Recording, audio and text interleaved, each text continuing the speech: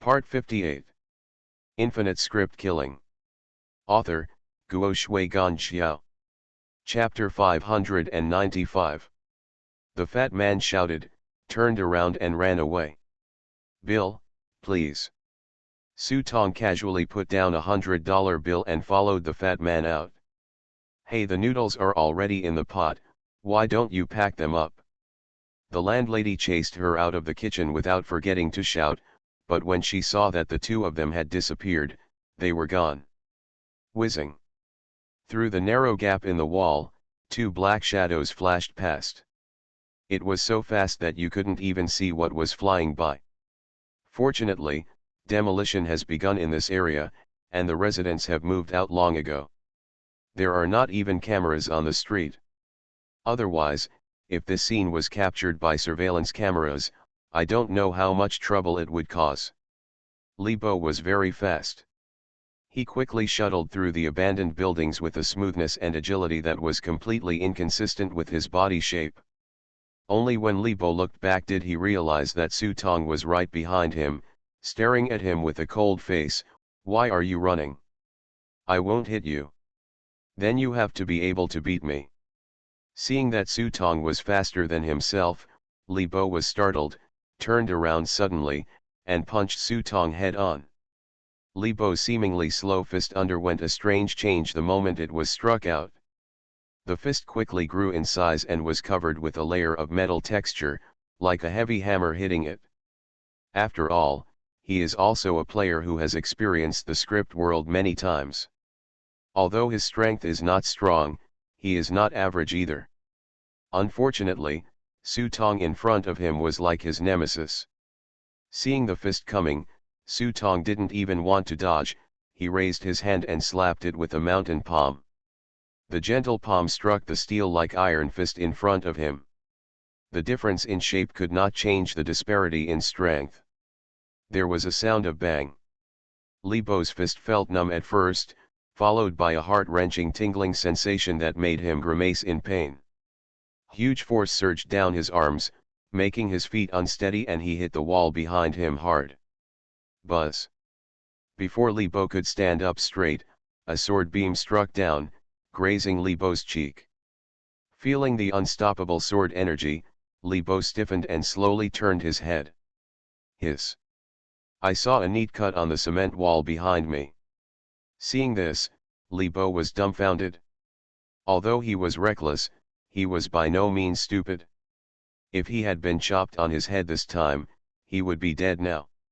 I suddenly cursed my bad luck in my heart, but I still had to put on a flattering look on my face, forcing myself to make a face that was uglier than crying. Hey, I didn't see clearly, it turned out to be Brother Su, why are you here? Unable to fight or escape, Li Bo could only cry and beg Su Tong to let him go. Isn't this a coincidence? I want to eat and you also want to eat? Why are you running away? Are you still afraid that I will harm you? Su Tong asked with an innocent face. Misunderstanding, misunderstanding. Li Bo thought to himself, how many times have you harmed me? We brothers haven't seen each other for a long time. Someone is offering a bounty of 8,000 script points for your head. It seems like you've been doing well lately. 8,000 script points? Is that woman crazy? After Li Bolen was stunned for a second, he couldn't help but complained loudly. Immediately, Li Bo became alert and looked Su Tong up and down with his small eyes. Brother Su, I'm afraid you won't come to take my head. Su Tong shook his head. That's not the case. Then he changed his voice and stared at Li Bo with a gloomy look. I'm here to rob. Li Bo's heart skipped a beat, remembering the last time he took away a prop card. However, when he saw Su Tong's smiling expression, he felt relieved and said quickly, Brother, stop teasing me. Just say whatever you want. The prop cards are still script points. Just give me a chance. Seeing that Li Bo was so knowledgeable, Su Tong didn't make things difficult for him and asked him why he was issued a reward by a certified player. Although 8,000 script points is not a lot, but for a guy like Li Bo who is not even a certified player, to be honest, he is really not worth the price. This. Li Bo's eyes wandered. I accidentally offended them when they were doing tasks in the script world. Li Bo's words mean he didn't say anything, and he didn't offend you. Why would someone spend money to reward you? Su Tong was curious about how Li Bo offended them. But looking at this guy's appearance, if he asked him directly, he would most likely not be able to explain. Thinking of this, Su Tong didn't force him. After all, it's boring to force others to make things difficult. Immediately he stared at Li Bo, grinning and showing his neat white teeth, and put an arm on Li Bo's shoulder. We brothers haven't seen each other for a long time. I happened to be hungry, and I didn't even finish the meal. Let's looking for a place to eat. He was really hungry.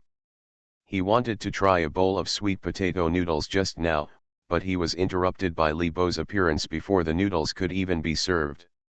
Now the food in his stomach has long been gone. Li Bo was startled, then he breathed a sigh of relief when he heard this, and slapped his thigh. There is a big chicken in front of you, it tastes really good, how about? No. Su Tong fumbled around in his pocket, took out a small card and said, I want to eat braised noodles. Stewed noodles. Li Bo scratched his head, not knowing why he suddenly had a bad premonition. The train station is often the place where dragons and snakes are mixed. The dirty and messy residential buildings next to it are densely piled up to form a residential area. Although the environment is not very good, Su Tong is given a thick smoke and smoke here. Balu Balu. On the dining table in front of the small courtyard in front of the noodle restaurant, 8 ocean bowls have been piled up. Belch. Su Tong put down his bowls and chopsticks with satisfaction, patted his round belly and stood up. Brother Su, are you full? Li Bo supported the wall and looked at the 9 ocean bowls on the table. He felt tired even talking. It's not bad. After all, it is the fruit of labor. Su Tong nodded. Although the taste was a bit worse and not as authentic as the braised noodles in the old city, Su Tong still thought it was acceptable when looking at Li Bo's panting appearance. He. Li Bo cursed and greeted Su Tong in his heart, but he still tried his best to put on a smile on his face. Facing Su Tong, Li Bo seemed to be born with fear. This kind of fear has nothing to do with strength. Just like a younger brother who was crushed by his older brother since childhood, he will still be afraid of his older brother even after he grows up. What's more, Su Tong took his punch lightly before, and even almost killed him with a sword energy, which made Li Bo's fear of Su Tong even deeper. Brother, just tell me what you want this time, whether it's script points or prop cards. Just take whatever you want and just let me go. While they were talking, the lady from the train station came out of the alley and was so happy to see Su Tong. Young man really means what you say, come again next time. Come on, Li Bo stared and wanted to kill this woman. But Su Tong was standing next to him, and Li Bo didn't dare to make a mistake. Instead, he was grateful that the prop cards he got in the script world greatly improved his physique, otherwise. This braised noodles is not very good. How about we go eat something else? At this time, Su Tong patted his belly and asked Li Bo with an unfinished expression. Li Bo's heart skipped a beat. Seeing that Su Tong didn't seem to want to let him go, Li Bo knew that this hurdle couldn't be bypassed. He gritted his teeth and said, I'll tell you. Su Tong tilted his head and looked at him sideways, don't listen. Li Bo was stunned and quickly stepped forward to hold Su Tong's hand. Brother, I was wrong. I was really wrong. I'll tell you the truth. I don't know who the bastard is, but he is doing things in my name. Su Tong raised his eyebrows. Li Bo didn't notice his strange look and continued to complain. I was shot while lying down. Do you think this guy is evil? After they learned my name, they actually dragged me to carry out some high-level task sequence. I can't do it without going. Well, a little bit. Su Tong lowered his head silently, not knowing what he was thinking about. On the side, Li Bo did not notice Su Tong's gaze and continued, "They are certified players who came to the non-certified script world forcibly. It is said that they were looking for some kind of ring. In the end, the ring seemed to be taken away by a person named Yang Zixuan. I originally wanted to follow them and make a living, but I didn't expect that although they didn't get the ring, they learned a very important news. Although the ring alone can open the mission, to get the final reward, you need to use one. Relics." When Li Bo said this, Su Tong had already put his hand in front of Li Bo. "I didn't take it." Li Bo quickly explained that he did not take the relic. After he finished speaking, he looked up at Su Tong and found that Su Tong was staring at him expressionlessly, as if he had seen through him a long time ago. Li Bo might have to look at his partner if he gets aggressive. But when it comes to greed, this guy doesn't care where you come from. If you are greedy, he will never let you go. It was precisely because Su Tong had seen through Li Bo's temper that he reached out to him. Seeing that he couldn't hide it, Li Bo could only lower his head and take out a relic from the prop book. But strictly speaking, this thing is only half of it. As soon as the relic fell on his hand, Su Tong felt uncomfortable all over, and he casually moved closer to the prop book. I just didn't expect that as soon as the relic entered the prop book, it turned into a stream of light and disappeared. Instead, another relic in Su Tong's prop book gave off a pale golden Buddha light. When Qianshu was in Bamang Mountain, he used the power of relics to reach the level of a half-step master. But later, Su Tong took out a three-eyed gun and shot out golden liquid all over the sky, so that the relic was stained with filth and became no different than a piece of bone. But at this moment, the relic suddenly reappeared with the light of the Buddha, and the rough bones once again glowed like gems. When I looked at the entry again, it turned out that there had been new changes. Buddha bone relics. The bearer is not affected by inner demons, has a thorough understanding of Buddhist scriptures and Zen thoughts, is infinitely wonderful, and hides the great wisdom and supreme dharma of Buddhism. Passive skill 1. Active skill 2. This item cannot be directly identified. Skills can only be awakened when appropriate conditions are met. Looking at the changes in the entries, Su Tong finally understood why this guy Bai Shitong dared to clear up his grudges. Now that the ring and relics were in his hands, it seemed that this task had a special fate with him. "Brother, look." Li Bo saw that his good things were taken away by this hateful guy again, and he cried out in his heart. This was the case last time, that magical prop card was snatched away by this hateful guy. Just when he was about to persuade Su Tong to take him away first. Su Tong put his arm on Li Bo's shoulder. "Thank you, brother. You have worked hard today and you are still hungry. Come on, let's go upstairs and have a rest." Again. Li Bo trembled with fright, while Su Tong said that he was really just taking a rest. After all, the rooms were ready and he had paid for 8 days. Although the environment was not good, it was much better than the dilapidated residential houses in the old city. Li Bo was sure that Su Tong was really just taking him upstairs to rest this time, so he followed him reluctantly. The two entered the room. When Su Tong asked how many script worlds Li Bo had experienced, Li Bo didn't hide it. After all, Su Tong's strength was in front of him. Li Bo actually still wanted to hug his thigh, but now he was offered a reward. If he was not careful, his life would be at risk. Otherwise, why would he move to the old city and hide there? Li Bo has now experienced the script world 5 times and has gained quite a lot. Li Bo wants to take the simple prop card route. Relying on the skills of prop cards, his strength can be regarded as remarkable. But when it comes to being a certified player, it's still far away. Now he has a bounty on his head. Although 8,000 script points can't hire any real masters, it is easy to hide from open guns and hard to defend against hidden arrows. It is inevitable to be on tenterhooks during this period. Su Tong was unequivocal and traded 1,000 script points to Li Bo. This script point can be regarded as compensation for Li Bo. After all, he robbed this fat man twice, and 1,000 script points in exchange for this relic and information is not too much. Oh, thank you brother Su. When he saw the script points, Li Bo's face almost burst into laughter.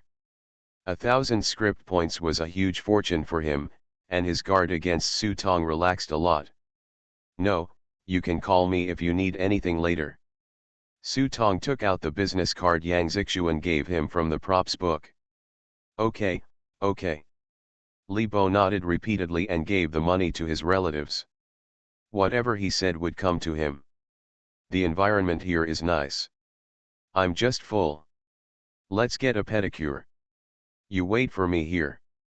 I'll go downstairs to buy something first. We won't get home until we get drunk tonight. Okay, okay. Li Bo nodded like a chicken eating rice. Su Tong closed the door and walked downstairs. He happened to meet the ant at the train station. The ant looked at Su Tong now as if she was seeing the god of wealth. Su Tong didn't waste any time, took the ant's hand and put a thick wad of money in her hand. My friend is upstairs, please make arrangements. Zhongzhong's Hong, don't worry, we'll make arrangements now. Do you still want to eat noodles? The ant asked Su Tong with wide eyes. Need not. Su Tong waved his hand and signaled his ant to make arrangements as soon as possible and go out first. Waiting to walk out of the hotel door. With an innocent smile on his face, he looked back at Li Bo's room and murmured in a low voice, don't worry, in this land of China, there will always be people who silently protect our safety. As he said that, he stood up and walked out, taking out his mobile phone as he walked. Hey. 110, I'll report it. Infinite Script Killing.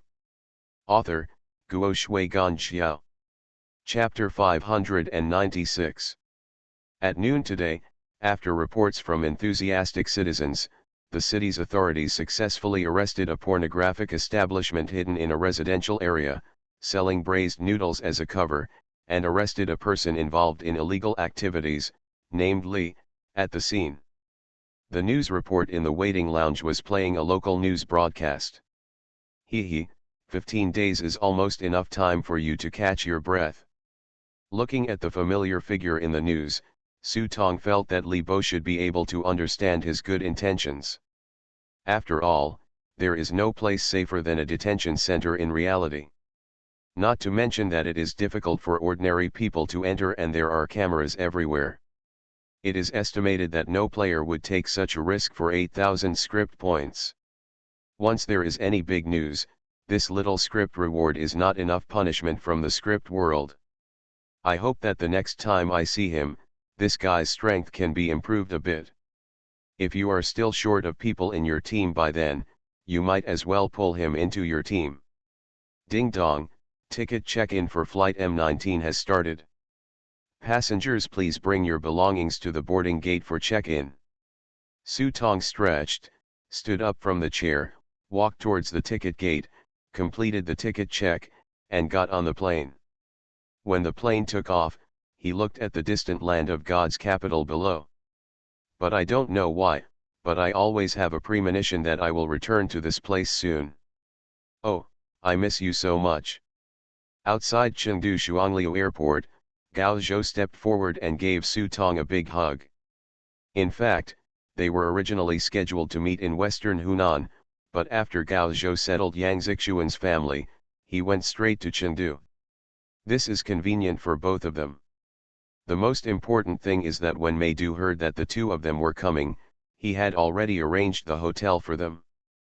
Quick, tell me, what does it feel like to be a certified player? Gao Zhou has actually reached the critical point and may receive certification tasks at any time. Therefore, there is a very high yearning and expectation for certified players. And Su Tong would not let his expectations be disappointed. No words were needed to express it. It was enough to call out the prop book and ask Gao Zhou to pay attention to his script score. 10, hundreds, thousands, 10,000, 100,000.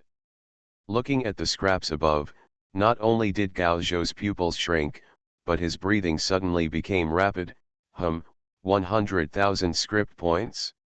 Did you kid rob the small treasury of the experience center? Gao Zhou held Su Tong's arm tightly and wanted to dance immediately. No wonder he was so shocked. Even in their previous script worlds, their gains were pretty good. But when you are at your richest, having thousands of script credits is already a big deal. As for exceeding 10,000, that is extremely rare. 100,000 script points, a figure that Gao Zhou couldn't even imagine. Why wouldn't he arm himself into a Superman with such a large sum of script points? Su Tong smiled and nodded, letting Gao Zhou enjoy himself for a while. Then he explained, this is not considered rich. Only after you truly become a certified player will you realize that 100,000 script points are actually not enough for the last bounty list. Bounty list? What is that? After hearing this, Gao Zhou's mood gradually stabilized. Su Tong probably explained it to Gao Zhou.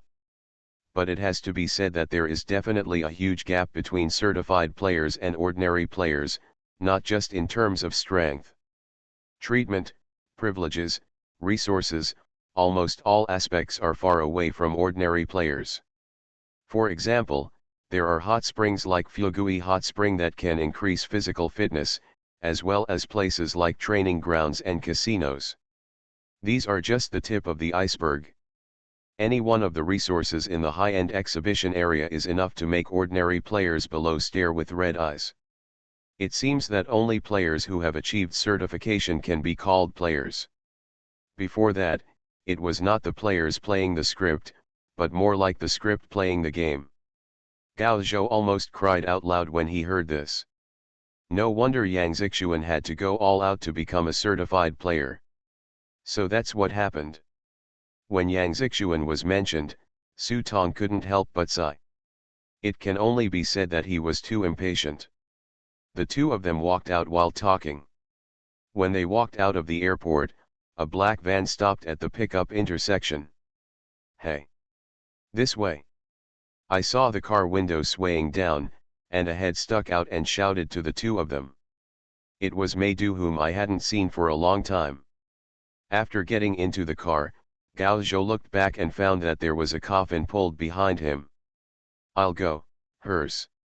After finishing speaking, Gao Zhou couldn't help but add, this coffin looks pretty good.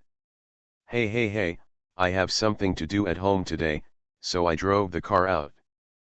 Besides, there are 3 of us, and my Ferrari can't fit in, so I might as well drive this one over. We don't taboo this anyway. This is true. Whether it is Su Tong or Gao Zhou, both of them came from shady backgrounds, and coffins are really nothing new to them. Thanks to you last time, I helped me find my family's ancestral treasure. My grandpa also said that I must thank you in person if I have the chance. However, my grandpa has not been feeling well recently, so I didn't dare to tell him that you were here. Meidu said while driving. What is the weight of those 3 plum blossom hairpins? To the people of the Mei family, they are not only extremely valuable treasures, but also a memory passed down from their ancestors. Su Tong was born in Yinxing, but he did not directly take the treasure as his own. Based on this alone, the Mei family already owed a huge favor. It's a small matter, so don't disturb your old man. But when we come this time, we have to trouble your family. Su Tong said politely. Of course, he was also testing Meidu's attitude. Since I am here, I am definitely not here for fun. After all, the Mei family is not the head of Meidu. It is better to ask first if I can get the inheritance of the last branch of paper magic. Sure enough, Meidu looked a little embarrassed after hearing what Su Tong meant. I have found the 7 paper skills, but I can't take those books out of the library now. How about you wait for me for a month? My father will be on duty after 1 month. Everything can be discussed by then. It turns out that the old man of the Mei family has 4 sons, each of whom takes turns to be on duty in the library for a month, and his uncle happens to be on duty this month. However, the relationship between his uncle and their family was still very bad. It would be very troublesome for Maydu to take out the books inside. What? Can't you just take a photo with your camera? Gao Zhou said with disdain. The content of that book is very blurry. You can only distinguish it by slowly reading page by page under the sun. You can't capture it with a camera. Besides, many books in the library cannot be seen with flash. After saying that, Maydu felt a little embarrassed. How about, I'll give you a map and you can just sneak in. With your great master's skills, there will definitely be no problem. Don't bother me. Can't you go in? I'll dress up as you tomorrow and just go in and have a look.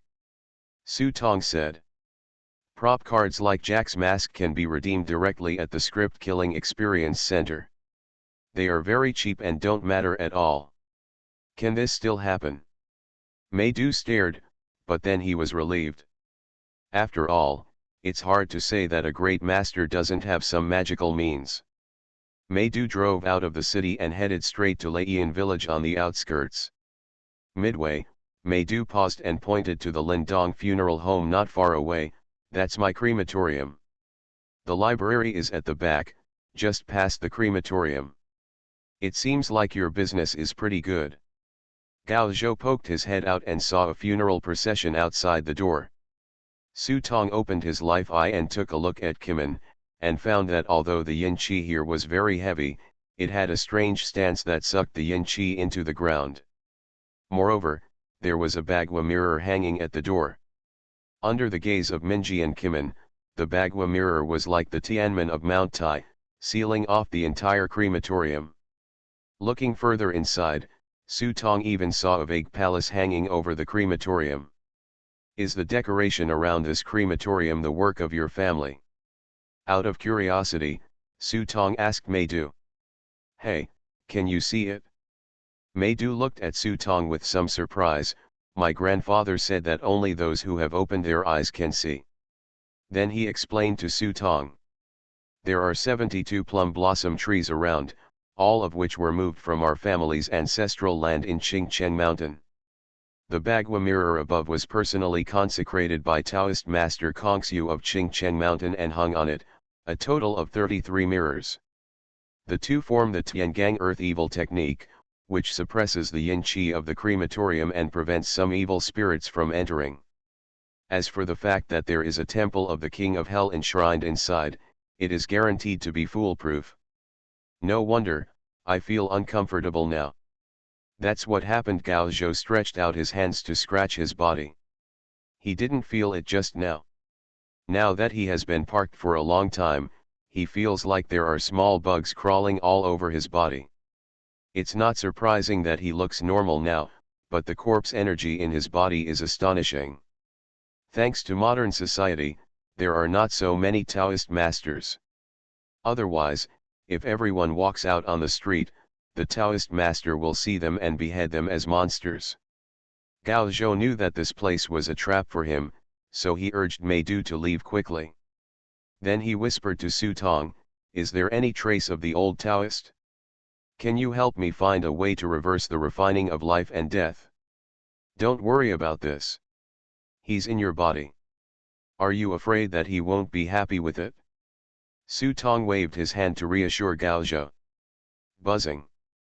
After Maydu drove the car around the crematorium, he went straight to the May family. I saw that the car had just left not long ago.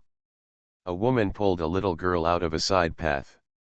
The girl glanced at the crematorium door in front of her, then raised her head and looked at the woman beside her. Sister Ba, you can't enter this place. The woman whom the girl called Ba nodded when she heard this and said, it's a bit troublesome. After all, the May family is recognized by the underworld, and there is also a temple of the King of Hell enshrined in it. It is indeed difficult to enter, but it is not impossible. What can I do? The girl looked at her innocently, but she saw the devil sneered and said, it's simple, there is something under the temple of the King of Hell, just wake it up. You are listening to Novels at Bless Up channel. Wish you happiness and luck. Please subscribe to receive new novels. How do you feel about this novel? Please like and leave a comment. Infinite Script Killing. Author, Guo Shui Gan Xiao. Chapter 597. The car pulled Su Tong and Gao Zhou to Leiyan village. Although it is a village, the streets and surrounding houses have obviously been renovated. Compared with the already desolate villages in the northeast, this place is visibly wealthy. Meidu slowed down the car and greeted people in the village from time to time. When the villagers saw Meidu, a friendly smile suddenly appeared on his face. Some people even half-jokingly called him young master.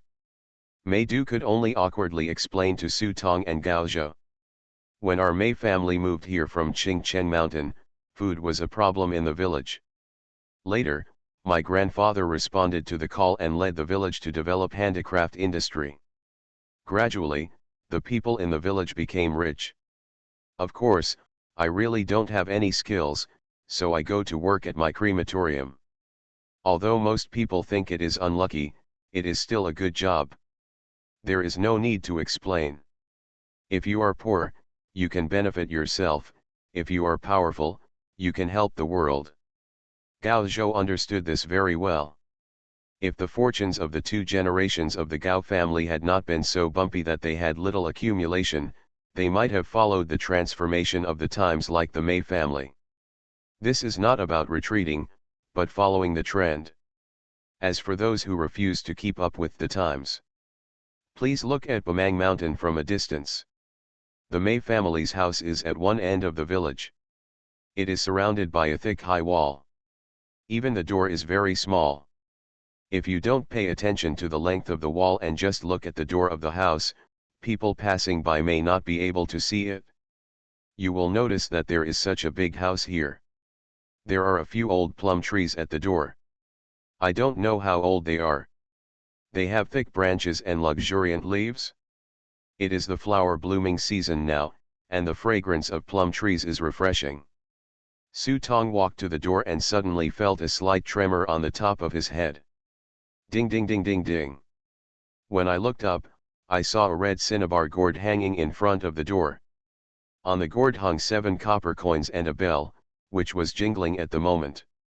Taking a closer look, it turned out that when he entered the door, the gourd emitted a burst of red light, which seemed to be triggered by the reaction, shining on his entrance, causing the 3 of them to immediately be on guard. The gourd didn't have any malicious intentions. It was just because the auras of Su Tong and Gao Zhou were so evil that it instinctively made a noise to remind its owner. In response, Meidu hurriedly patted his forehead and handed them the 2 paper charms he had prepared earlier. Sorry, I almost forgot. There are many things to suppress evil spirits in my house. You bring trouble to this province. Hey, suppress the evil spirit? Can you still suppress me? Gao Zhou was a little unconvinced and felt that Meidu was a little too exaggerated. Although he has not become a Grand Master, he is still a half-step master. The several zombies he carries have made great progress under his painstaking efforts during this period of time. It is no exaggeration to say that in this era, except for players, other alien families can hardly get him if they punch one by themselves and use some trivial feng shui tricks. Take it with you. You're the only one who talks too much. Su Tong rolled his eyes at Gao Zhou. Before he entered, he felt that there was a strong aura in this house. Even though the Mei family had transformed and no longer developed in spiritual practice, its heritage was still there. Don't accidentally suffer a big loss, and then you won't even have room to reason. Seeing Su Tong put on the amulet, even though Gao Zhou was still a little dissatisfied, he still put the amulet on his body obediently. With just 1 foot in, you can feel the Jiangnan-style garden style intimately. The antique architectural style is completely different from the buildings in the village. 3 times in and 3 times out, outside the courtyard wall and gate, it is completely a group of antique villas. Not to mention Su Tong, even Gao Zhou was greedy to see it. I knew this kid's family was rich, but I didn't expect him to be so rich. Su Tong looked around, looking left and right, but he and Gao Zhou saw things differently. All mysteries are hidden under the eyes of fate. The wind chimes hanging on the pavilion and the rooster carved on the roof beams are all carefully designed town objects. Maydew also enthusiastically took the two of them on a tour, introducing them while visiting. As soon as they reached the rockery in the garden, Su Tong and Gao Zhou felt something was wrong. The yellow talisman on his body danced violently. Gao Zhou felt the corpse energy surge in his body, and even felt a little unable to suppress it. Corpse refining ground. Immediately, Gao Zhou's eyes flashed with gleams, and he focused on the rockery in front of him. When it comes to corpse refining, he can definitely be regarded as an expert among experts. When the hair on his body moves, he can feel the strength of the surrounding aura from the wind, and whether it is suitable for corpse refining. But at this moment, when he looked at the rockery in front of him, he started to murmur in his heart. You can obviously feel that there seems to be a strong corpse energy under the rockery, but when you get close to the rockery, you can't feel any corpse energy at all. Not only could I not feel it, but the closer I got to the rockery, my body began to itch, as if being repelled by a force. Strange. This place is so full of corpse energy, why do I feel so full of yang energy? Gao Zhou studied for a while, but couldn't find any way, so he could only look back at Maydew. Upon seeing this, Maydew hurriedly explained to him. Brother Gao is indeed an expert in corpse refining. This place is indeed a corpse refining ground. Strictly speaking, it is a cave of great evil. It is said that there is a Rakshasa underneath that was refined by my seniors from the Mei family. Rakshasa drought. Gao Zhou's eyes widened when he heard this. If the flying yaksha is equivalent to the Great Master, then the Rakshasa drought is equivalent to the zombies who have entered the Tao. Even if you are an expert in Taoism, you will not be able to compete without 3 or 5 people joining forces. Such an awesome zombie was actually suppressed below. It was impossible to say that Gao Zhou was not itchy. But Maydew knew what Gao Zhou was thinking by looking at his expression, and coughed slightly. Ahem, Brother Gao, I advise you not to think about this thing. My grandfather said that that thing would have been enlightened long ago. If it weren't for the blood curse was cast early, and even our family can't control this thing, otherwise why would we keep it under control? Maydew's implication was that the zombie below would only obey the Mei family's advice, and advised Gao Zhou not to have any plans for this thing below. Of course Gao Zhou understood what he was saying. He curled his lips and said with dissatisfaction, "Oh, it makes me unable to practice. What I'm curious about is this rockery." As Gao Zhou spoke, he couldn't help but pat the rockery gently with his hand. As soon as his palm touched the rockery, his eyes widened and he grinned. He quickly took his hand off and saw that there were blood blisters on his palm. Deserve it? Su Tong rolled his eyes, not surprised at this result. Fluorescence appeared in his eyes, and the rockery in front of him turned out to be like a furnace, with steaming yang qi rising straight into the sky. Such a heavy yang energy, let alone Gao Zhou, you don't want to get close to it. Why do you still touch it with your hands? That's a Mount Tai stone. A stone transported from the top of Mount Tai. Look over there. Maydew led them forward and saw an exquisite altar under the rockery. On top of the altar was a finely carved palace. Even though the palace looked small, the level of sophistication was outrageous. It can be as small as a step, doors, and windows, or as large as the statues enshrined inside. Without exception, they look exactly like the real thing. There is also a plaque hanging on the gate, Taishan Mansion. When Gao Zhou saw this, he immediately shut up. Good guy, I have directly invited Lord Taishan back. No wonder the yang energy in this place is so strong. But when I thought about it again, I didn't think there was anything strange about it. Rumor has it that Taoist Mai Hua made a big fuss about Yin Cao and ended up becoming Yin Cao's agent. There is even the right to print special banknotes. Therefore, it is reasonable for people to worship the Lord of Taishan Prefecture. Extremely yang, extremely yin. Gao Zhou's heart skipped a beat and he stared at Meidu. Your family wants to practice immortality. Ah! Hearing this, Meidu was also shocked. He didn't expect that such a confidential matter would be revealed by Gao Zhou. He immediately covered Gao Zhou's mouth. Brother Gao, be careful what you say. Gao Zhou slapped Meidu's hand away angrily and sneered, your Mei family is also dishonest. You dare to practice this kind of thing. Even if you cast a blood curse and achieve great immortality, I'm afraid your Mei family won't be able to suppress it live. Meidu's expression changed drastically, and he quickly clasped his hands together. Brother Gao, stop talking, you can't joke about this kind of thing. Seeing that Meidu looked bad, Gao Zhou pursed his lips and stopped talking further. Meidu immediately did not dare to let the two of them stay here any longer, and hurriedly asked them to go to the main hall. When he walked to the main hall, Su Tong raised his head and glanced at the beams. He saw a package hanging with red cloth on the beams. It was filled with light and good luck. I didn't know what was inside, but as soon as I entered the main hall, my luck and Gao Zhou's luck also improved a little bit.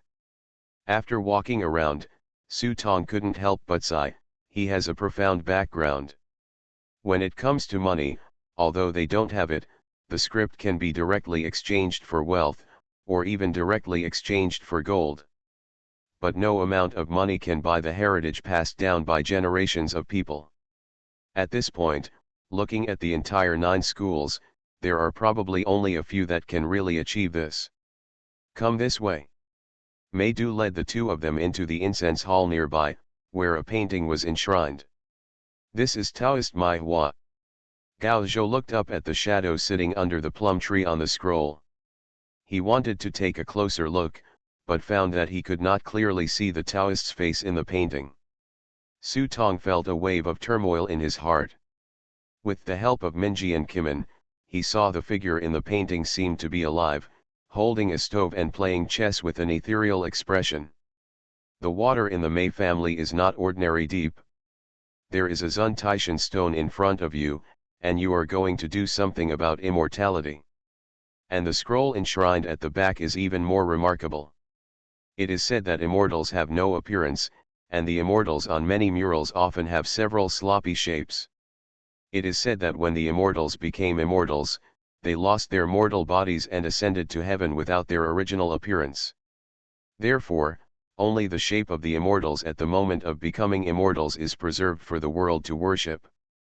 Su Tong had been to Bilashan and even met Biluo Fairy, but she was also like this, with a blank face. Could it be that the figure in this painting has become an immortal?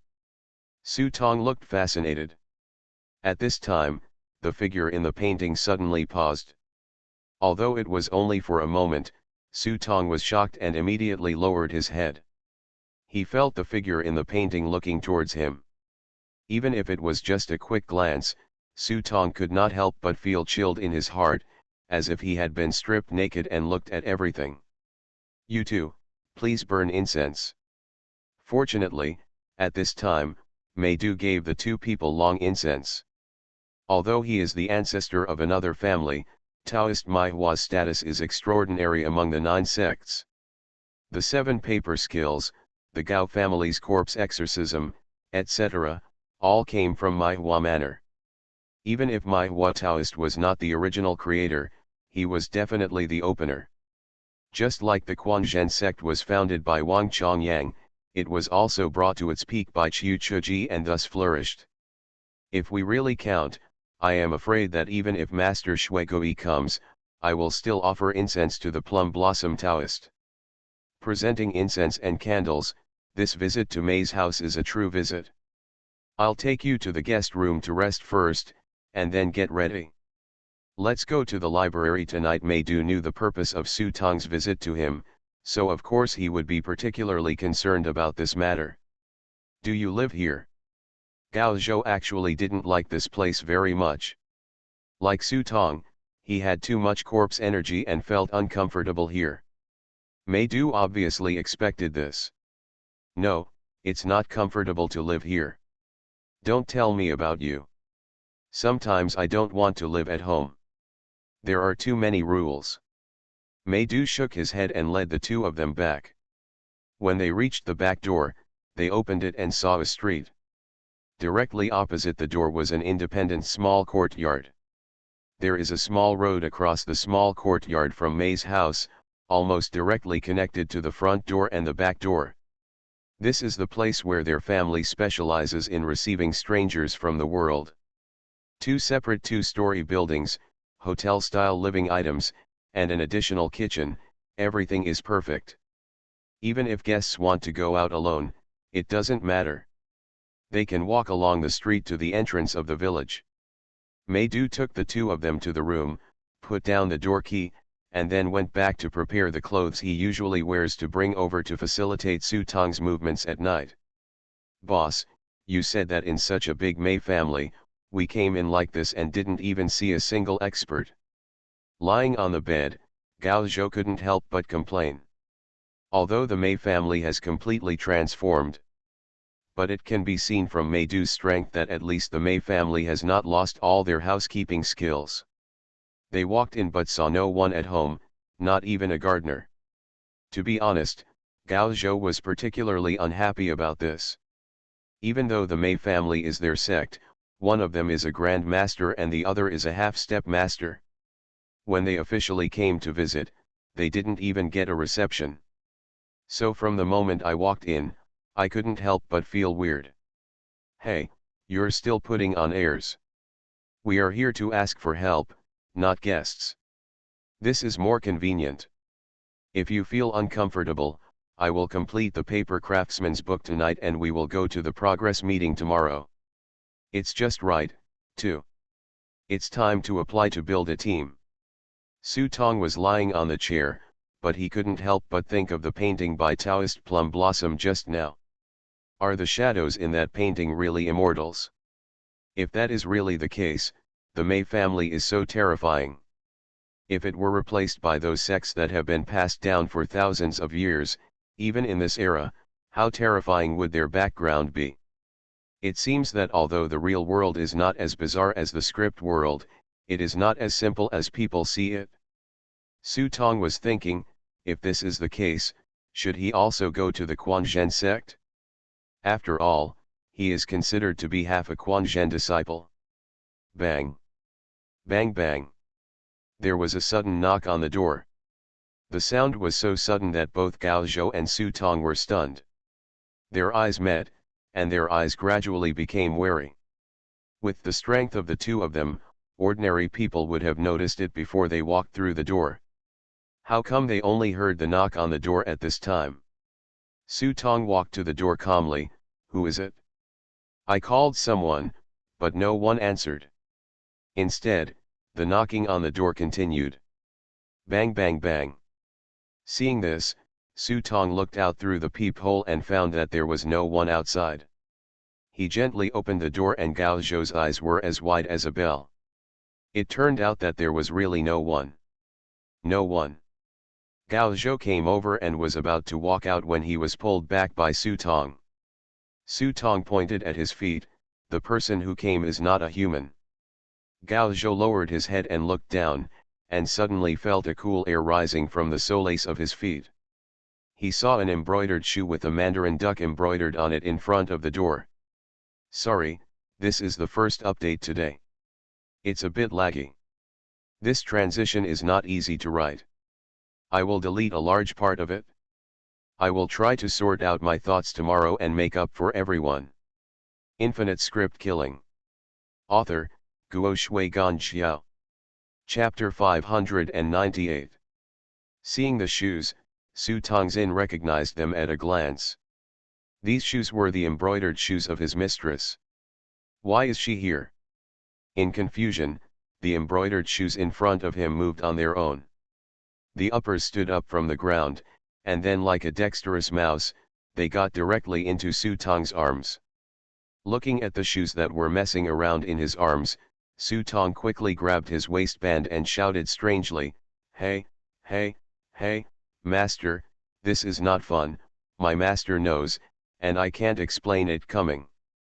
At this time, the boots in his arm stopped on Su Tong's chest and turned into a piece of white paper, sticking tightly to his body. My dear disciple, I haven't seen you for a long time. You have made great progress. After all, it was destiny and blessing that allowed the 7 sects to be passed on to you, so the inheritance will not be cut off.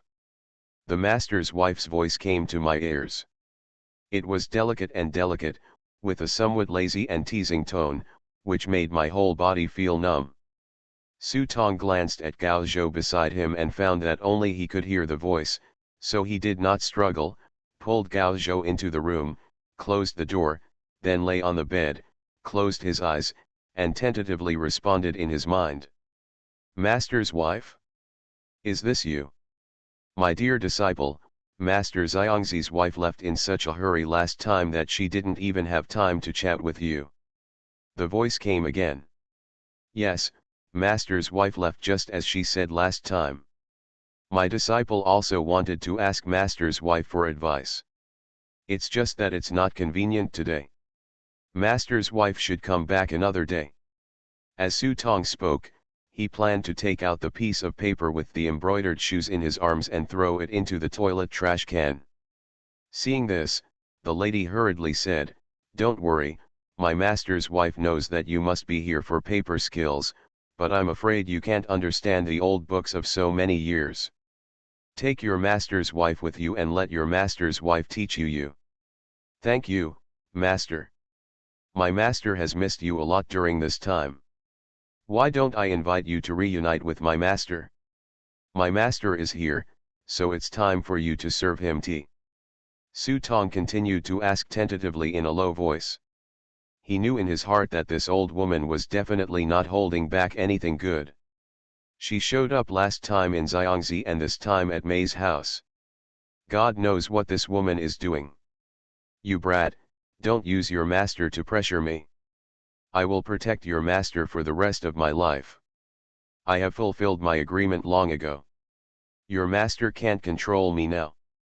As for your master, do you really think he is living a carefree life? He is just a knife in someone else's hand. He can protect you for a while, but not for the rest of his life. The princess responded with a sneer. Su Tong frowned and was about to continue talking. But the woman's voice changed. "Don't worry, I don't want you to do anything bad. I just need to borrow some things to look at. Our purpose is the same. If you call me master, I won't harm you in any way. On the contrary, will help you." Of course Su Tong would not believe the words of his cheap master's wife. Hearing this, he asked, "Help me? How to help?" "Disciple, have you ever heard of Yan Shu?" At night, the door of the funeral home was closed, but the lights inside were still on. Diddy. A car honked its horn and an old man walked out of the guard room. "Uncle, when you get out of the car, open the door." The driver stuck his head out and waved to the old man in the guard room. The old man looked very old, but he was not coping at all. He picked up the registration book, recorded it against the license plate number, and asked the driver to sign it before taking it out. Remote key to open the door. "Uncle Lee, you work night shift every day, why are you still so energetic?" Before the door was fully opened, the driver took advantage of the opportunity and took out a cigarette and handed it to the old man. "In my impression, this old man Lee has been here for almost 5 years since I started working. Now I have been working as a temporary worker for 5 or 6 years, and this man is on duty every night. Even those young people can't stand it. But the uncle is not only rosy and full of energy, but apart from a few gray hairs over the years, he does not look aged at all. Hey, I've been used to it for a long time, and I can't change it." Old man Lee took the cigarette and looked at the time. It was already 2 o'clock in the morning, so he asked the driver, "Do you know what's going on in the strip?" "I know, it was said to be a car accident. 2 children were riding a motorcycle and they hit the front of the truck." The driver took a puff of cigarette and looked a little regretful. "It's a pity. These two children are about to graduate from high school. After drinking some alcohol, they became lawless. The speed of the car reached 160. I was asked to bring a shovel on the phone. Old man Lee didn't say anything about this. He just heard the driver say that the two children died miserably, so he told the driver, "Drive slowly on the road. Don't be lazy at intersections where money should be thrown."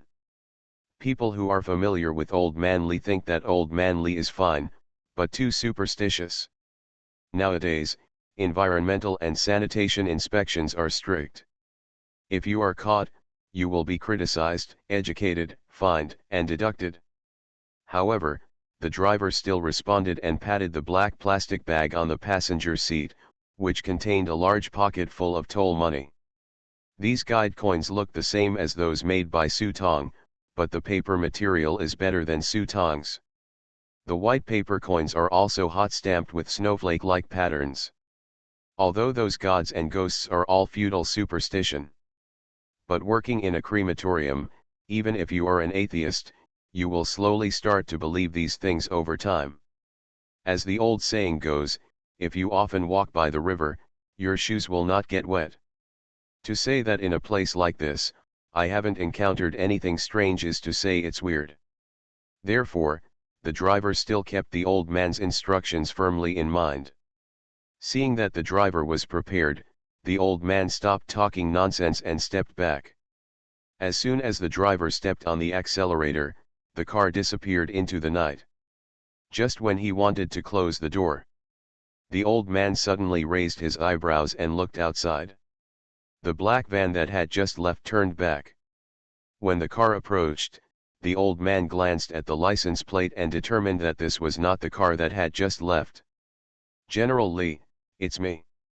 The car window was lowered, and a delicate and young face poked its head out of the car window. "Oh, it's the young master. What are you doing here so late?" Old man Lee asked with a smile. "I was reading scriptures at night, and on a whim, I wanted to go to the library to burn the midnight oil. I wonder if my uncle will be there tonight? I might disturb his dreams." Looking at the young man in front of him who was making a show of being dramatic towards him, Old Man Lee felt warm from the bottom of his heart. Among the younger generations of the May family, they are either studying abroad, starting some kind of business, or just sitting around waiting to die. Maydu is the only child who is really willing to calm down and study his own craft. Although Old Man Lee is not from the May family, he has a bone-breaking relationship with the May family. When he sees someone from the May family following him, he always feels relieved. Hearing this, he couldn't help but smile. "Don't worry, your uncle is not here tonight, and he probably went out to fool around." "Hey, you have neglected your duties. When my emperor comes back, I will definitely give him a copy so that he can walk around without food." Seeing that this kid was acting out of tune again, Old Man Lee twitched his mouth. This kid Maydu was good at everything, but he was too temperamental. If it weren't for the people he knew well, he wouldn't be able to keep up with his rhythm. Go, hurry in." Old Man Lee waved his hand, signaling Maydu to leave quickly. General Lee has worked hard and achieved great results. Next time he comes, he will have a drink with the general. "I'm going there, come on." Just say it, the car drove into the parking lot with a push of the accelerator. "Hey, this kid is good at everything, but he's just too playful." The old man sighed, turned around and walked back to the house. Just as he was about to have a drink, he suddenly saw that the Vajra statue on the table had broken into pieces at some point. Oops! When Old Man Lee saw this, his heart skipped a beat, and he vaguely felt something was wrong. When he was about to go out, he turned around and saw a little girl standing at the door. The little girl was delicate and cute. She raised her hand and threw an embroidered shoe out of her hand. "What?" Seeing the embroidered shoes flying towards him, Old Man Lee immediately raised his hand and slapped them, and a blue light appeared on his slender white fingers. This is the iron sand palm that he has practiced hard for more than 30 years. It can break even a stone. But unexpectedly, the flying embroidered shoes were good at catching the wind. They swung in front of old man Lee and trampled them to the ground, knocking him unconscious immediately. "Grandpa, I'm sorry. It's all what Sister Ba asked me to do. Just lie down and sleep for a while. No one can hurt you as long as I'm here." After the little girl finished speaking, she picked up the remote control on the table, tried pressing it a few times, and then closed the door of the crematorium. On the other side, Su Tong followed the map Meidu gave him and walked under an office building. Looking around, I saw that places like ordinary crematoriums are often very gloomy.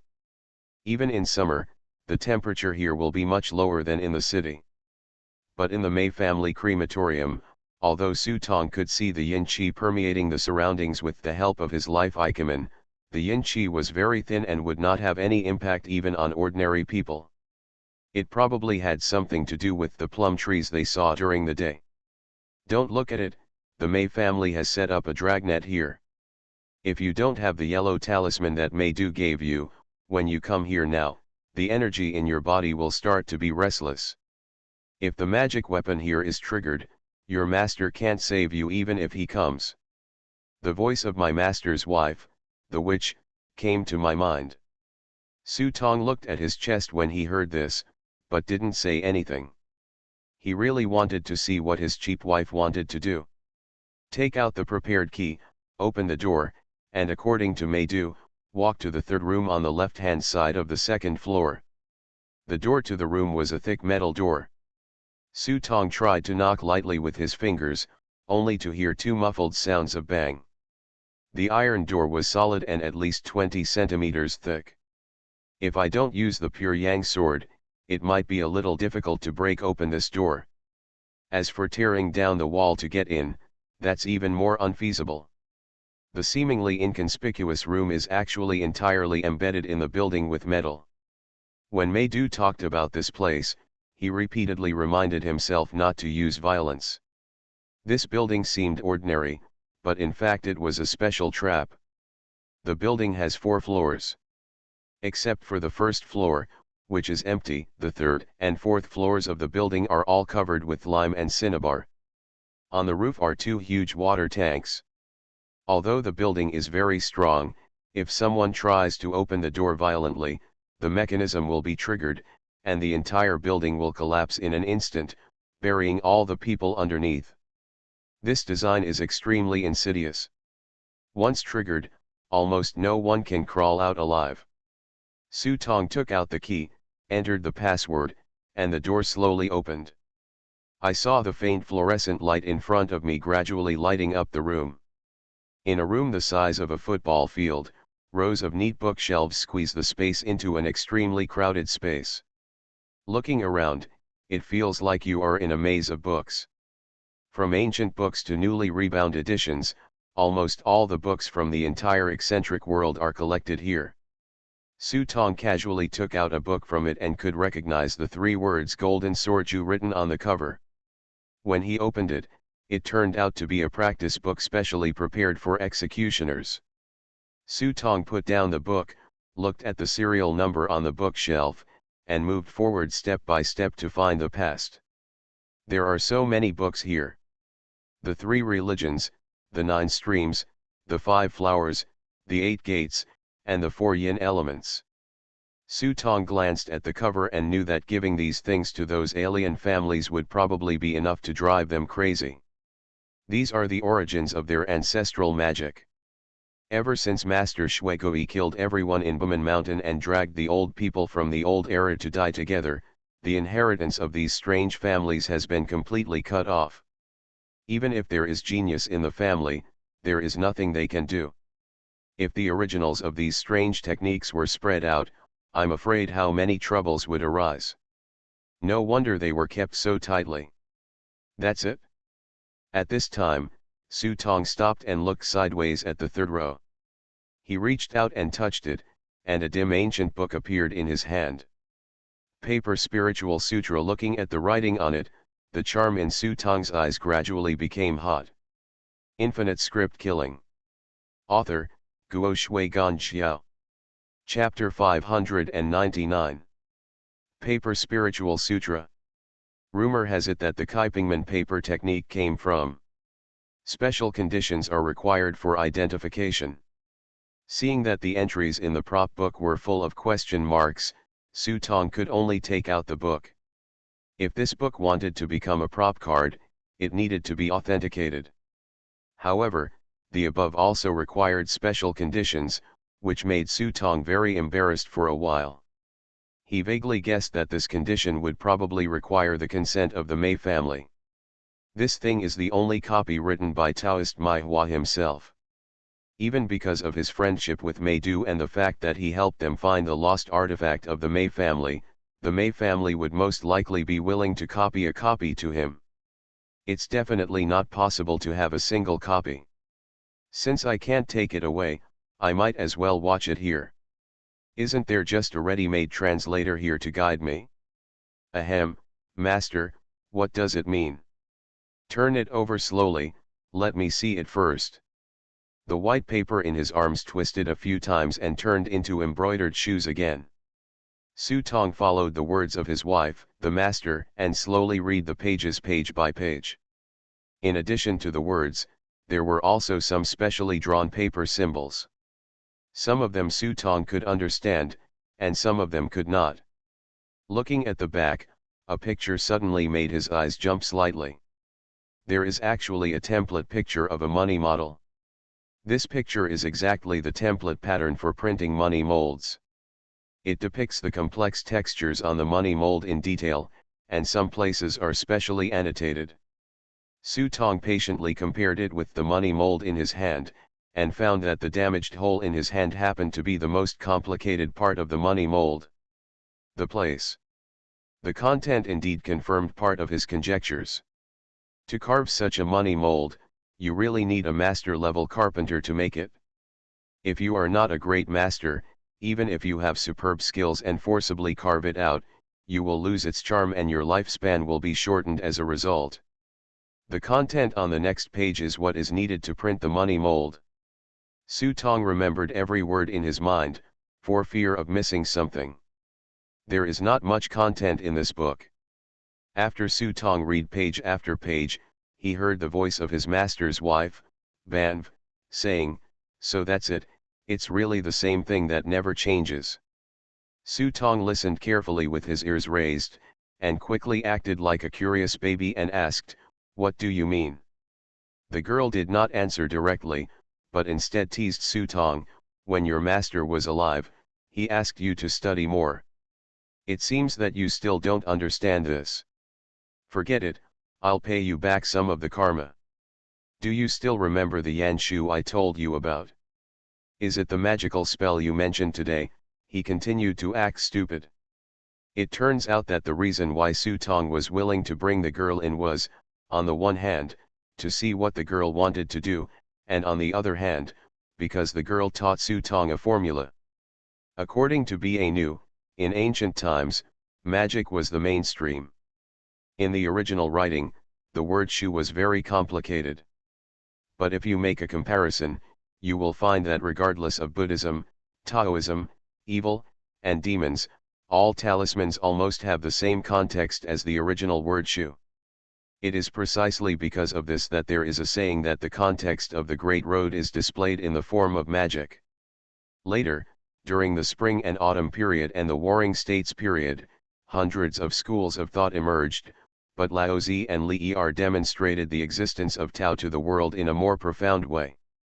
Only then did many people realize that Tao is a higher level existence than art.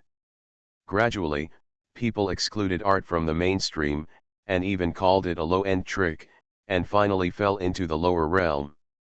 But this does not deny that the power of art is that compared with the unattainable or even illusory Tao, art is easier to get started and learn. Even to this day, Shu is still the first choice for practicing among all the strangers in the world. The source of magic is Yanshu. The reason why Yanshu can give plants and trees life like humans is precisely because Yanshu skillfully injects the subtle power between heaven and earth into these vegetation puppets and shapes their spiritual bones.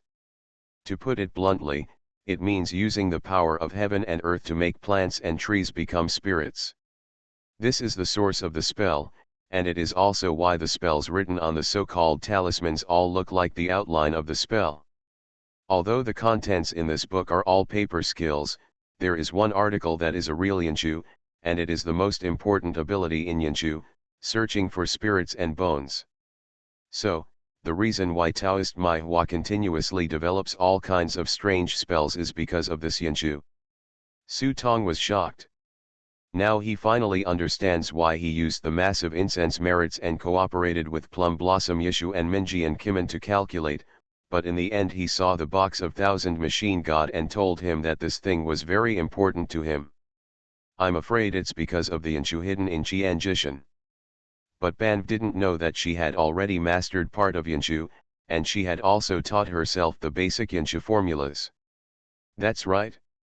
I think Taoist Mai Hua must have gotten part of the true inheritance of Yanshu from somewhere, but it only has the true inheritance, but no moves.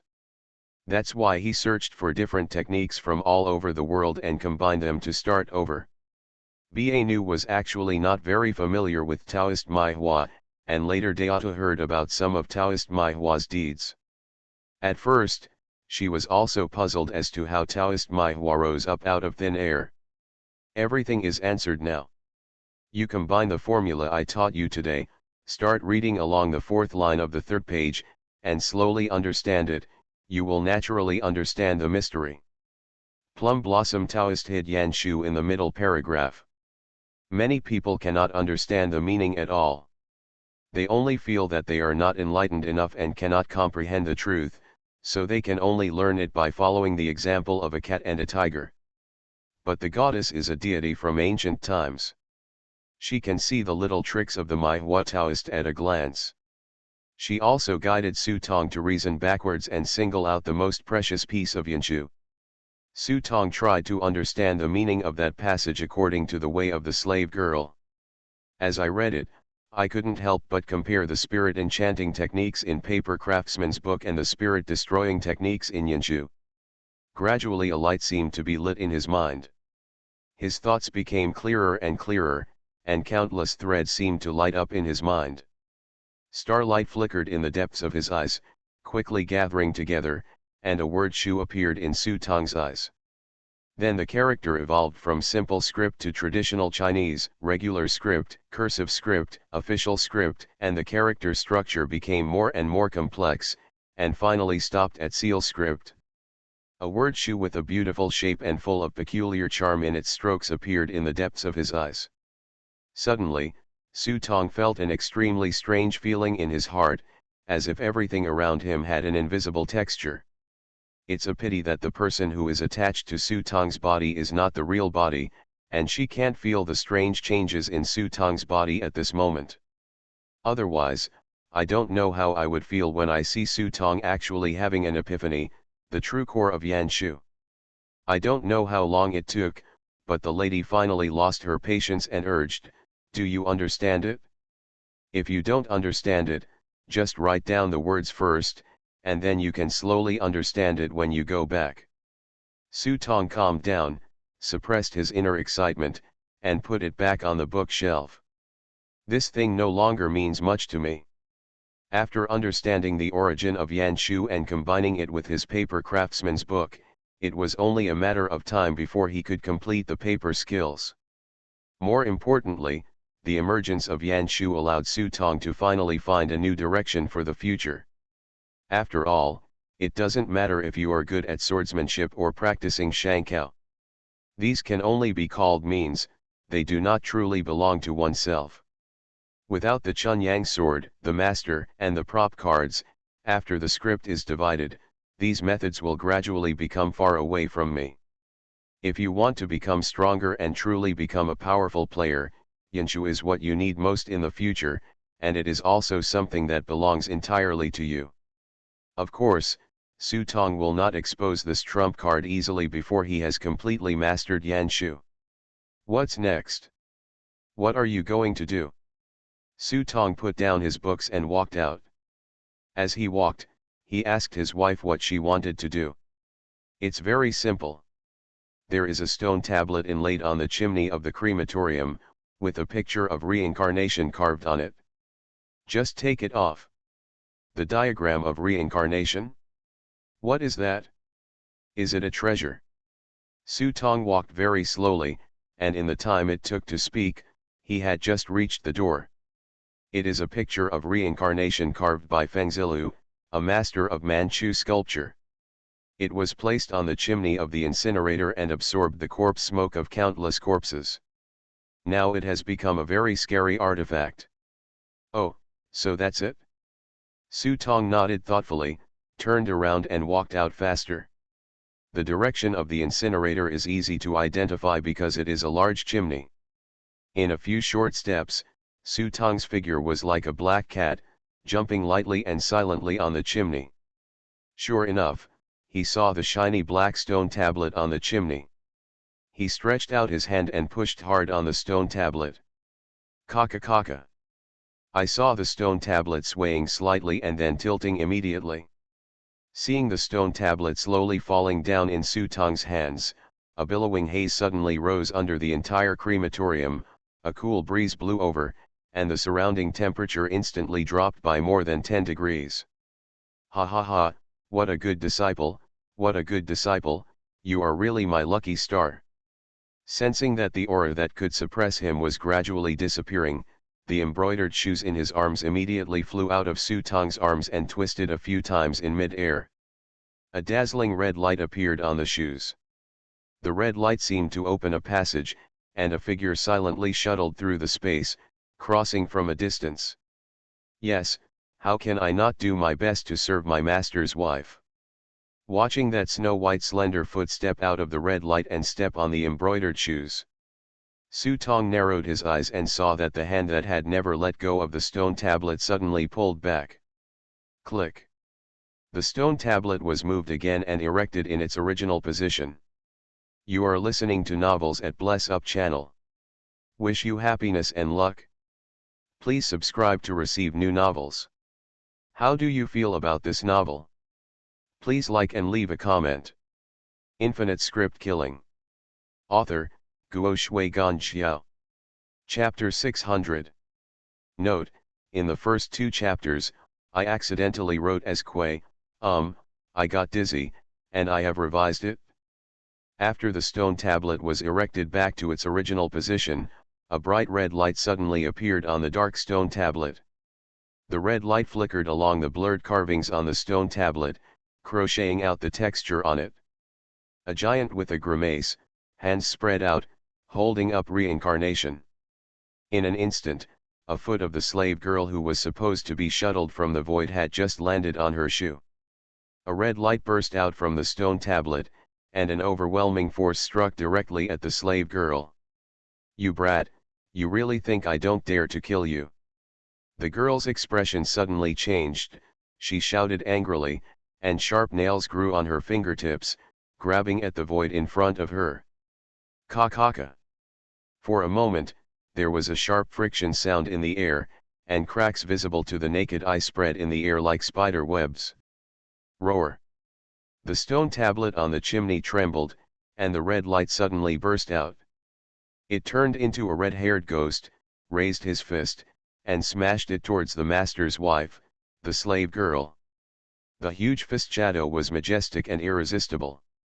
It was so powerful that it struck down with one punch, causing the master's wife, who was originally unsteady on her feet, to retreat even further and was almost thrown back into nothingness.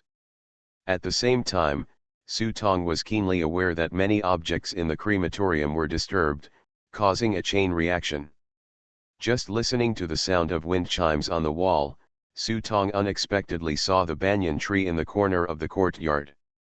The bark cracked open, revealing a tree hole, as if it was alive. There is actually a temple enshrined in the tree hole.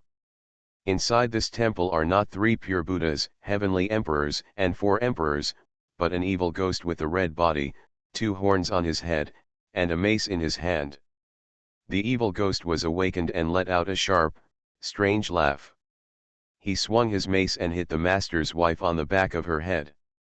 This mace is no ordinary damage.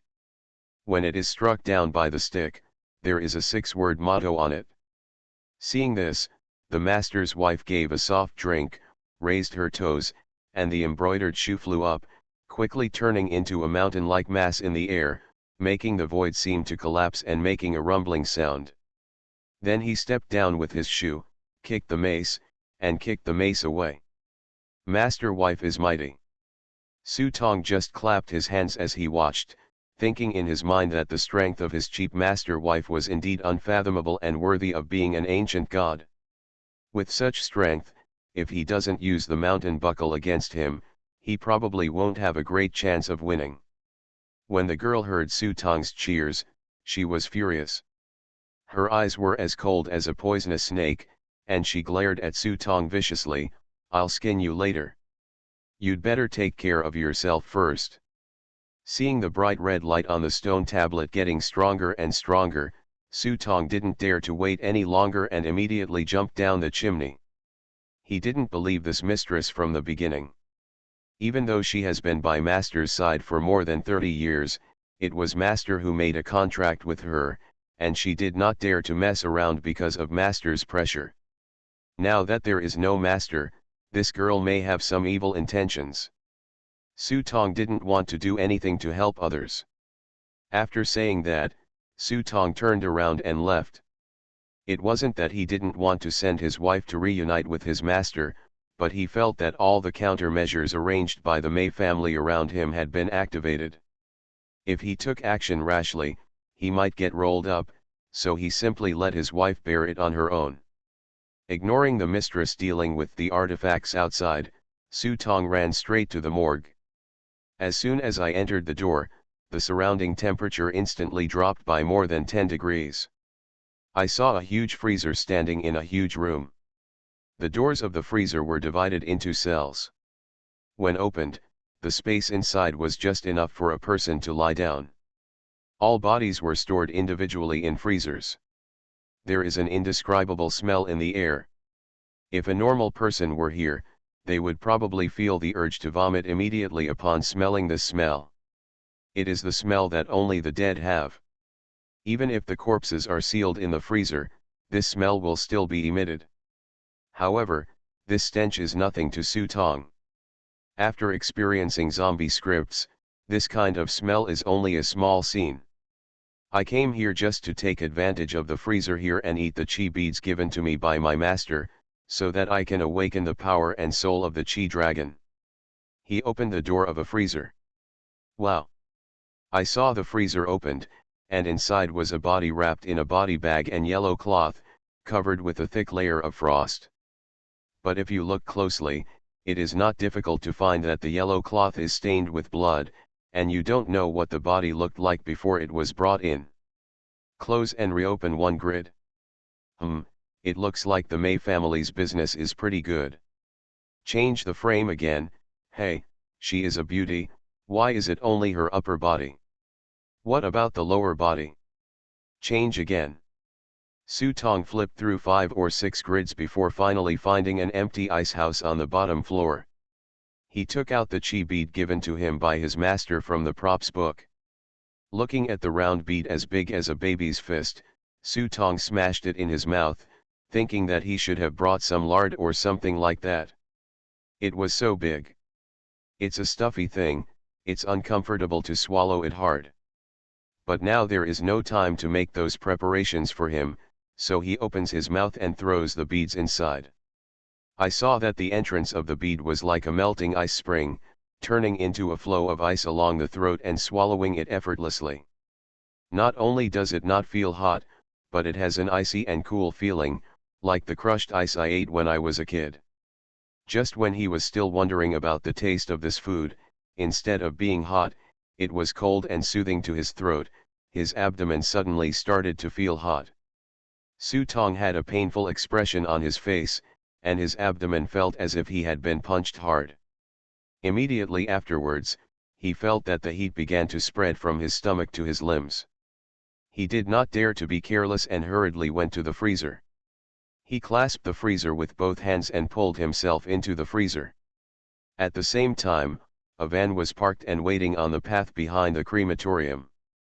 There were two people sitting inside, none other than Meidu and Gao Zhou. According to the plan they had discussed before, the two of them met outside and went to eat hot pot after Su Tong came out. Xiadu, why is your Mei family's corpse refining method so complicated? In the back seat, Gao Zhou held the handwritten copy of 100 refinings without Zhan that Meidu gave him and read it carefully. You don't know this by looking at it, but you'll be shocked when you see it. I thought that my own corpse refining technology was already considered a leader in the industry. Except for Mission, there should be no other family that is stronger than the Gao family. But when he looked at the contents of the book, Gao Zhou realized that he was really looking at the sky from a well. In this book, there is no specific method for refining corpses, but a detailed plan for refining corpses from beginning to end. In the book, zombies are subdivided into 12 genres, corresponding to the 12 days of the day. The 12 genres are further subdivided into 24 major outlines, corresponding to the 24 solar terms. Then mix in the fate and crypt combination. Good guy, this book alone is enough for me to study for a lifetime. Gao Zhou's head was almost spinning. Brother Gao, refining a corpse is going against nature. Every detail must be learned in place. I will be able to memorize it at the age of 3. Only by reshaping the corpse's energy according to the fate of the corpse, using the Earth's energy and the weather, can the corpse's energy be remade. Zombies have enough strength and potential. Meidu took out his fan and began to give instructions in an experienced tone. Seeing the pain on Gao Zhou's face, he felt secretly happy. I asked you to pretend to be for me during the day. Just as he was thinking about it, Meidu glanced out of the car window inadvertently. Huh. In the van outside, Meidu sat up suddenly from the ground, staring at the red light that flickered in and out of the crematorium. Not good. What's wrong? Gao Zhou was frightened and sat up from his chair. Meidu looked serious and stared straight ahead. Someone touched my house's security. Now things are getting serious. Look. Gao Zhou followed Meidu's fingers and saw that the petals of the surrounding plum blossoms gradually turned black without knowing when. The woods that were once cool and refreshing in the breeze suddenly became filled with strong winds, causing the evil spirit to come. Come on, let's go in and take a look. Meidu didn't know what happened, and was worried that Su Tong accidentally touched the mechanism. Although the Mei family was in decline, the town objects were passed down from generation to generation. There are some things that even the Mei family themselves can't explain their origins. Even if you are a great master, if you touch it accidentally, your skin will peel off even if you don't die.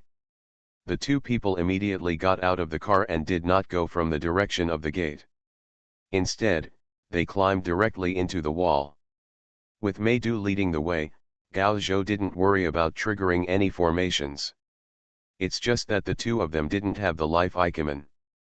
As soon as they entered the crematorium, they felt that the surroundings were filled with gloomy energy, but they couldn't see clearly what happened like Su Tong. Then why is there a red light on it? Gao Zhou raised his head and looked at the slightly flashing red light on the large chimney. At first he thought it was a lamp, but after a closer look, it seemed that it was not. It's a picture of reincarnation. When Meidu heard this, he cried out that something was wrong, but he didn't expect that this thing was also disturbed. What picture? Gao Zhou still didn't understand what it was. Meidu grabbed his arm. Don't ask, run. This thing has been alarmed, it must have caused a big mess. Gao Zhou felt strange in his heart and let Meidu pull him forward. The two walked quickly to the office building. Meidu took out the key from his pocket and prepared to open the door. You stay here and guard. I'll go in and come out right away. Remember, if something happens later, don't let anyone in. Okay, you go in. Gao Zhou nodded, but in his heart he felt that Meidu was making a fuss. In reality, there are no scary ghosts. At best, they are just some ghosts who are unwilling to die after death. Such little things can only be slapped by themselves. Meidu couldn't explain to Gao Zhou for a while. After opening the door, he hurried into the office building. After Meidu rushed into the building, Gao Zhou calmly lit a cigarette and put it to his lips. Looking at the rising yin energy of the crematorium in front of him, he couldn't help but wonder whether he should have one when he went home. Crematoriums and other places to refining corpses. Just as he was thinking about it, Gao Zhou's ears suddenly twitched. Da-da-da-da-da. The crisp footsteps are getting closer and closer. Is there anyone? Hearing the footsteps, Gao Zhou's eyes suddenly sharpened, but when he followed the sound and looked over, he didn't see anyone's shadow. On the contrary, the footsteps were already very close at hand. What the hell, get out! Gao Zhou roared loudly, and a dazzling Buddha light suddenly appeared on his body.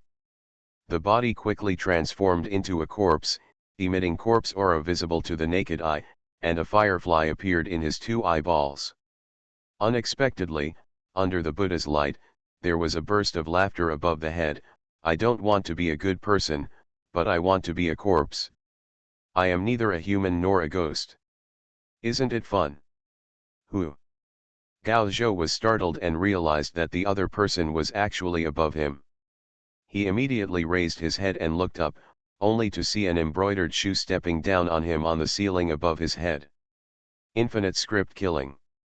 Author, Guo Shui Gan Xiao. Chapter 601. Da-da-da. The sound of rapid footsteps echoed in the corridor.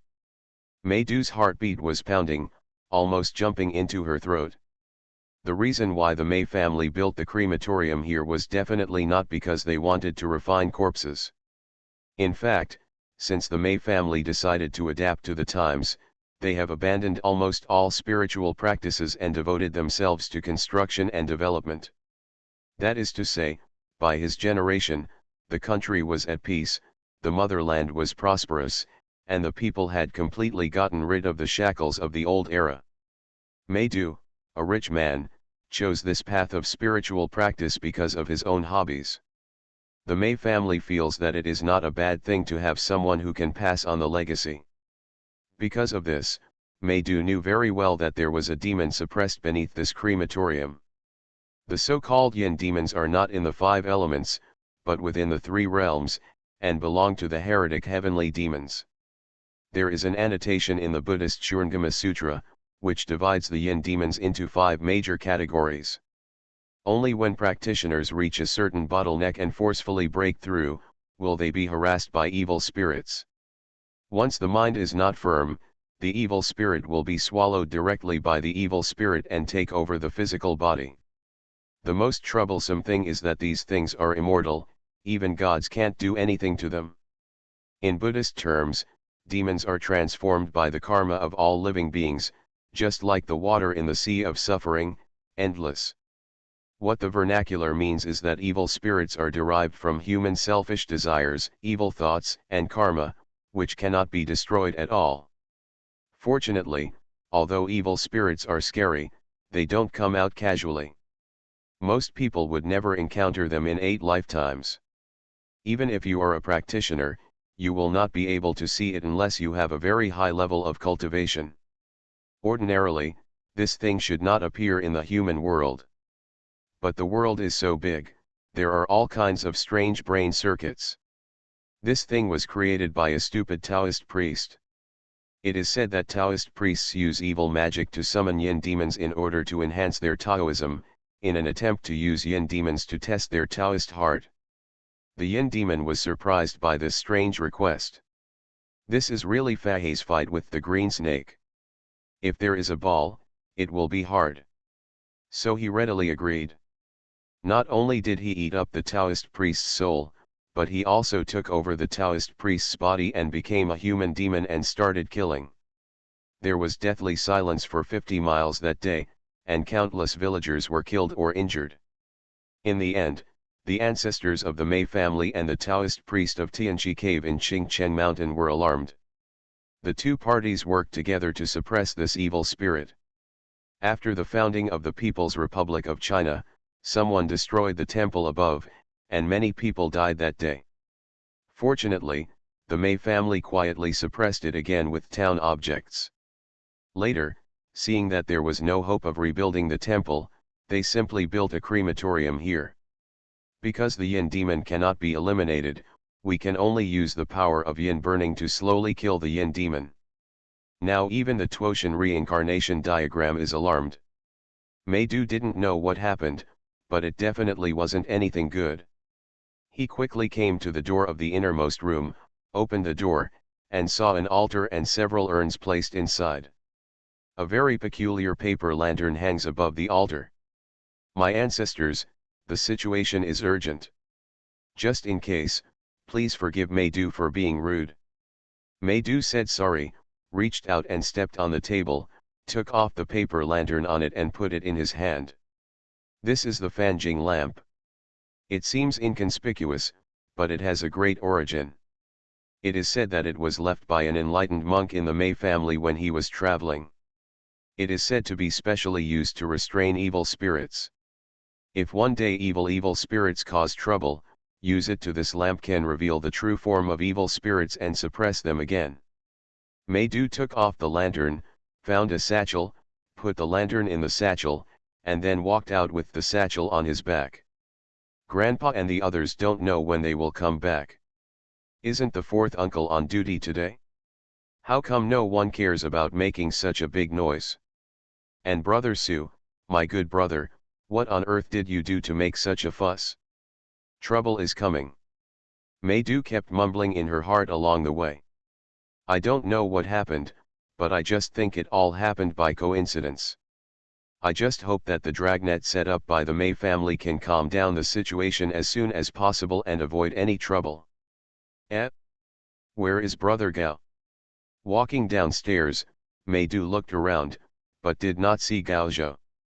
Brother Gao! Brother Gao!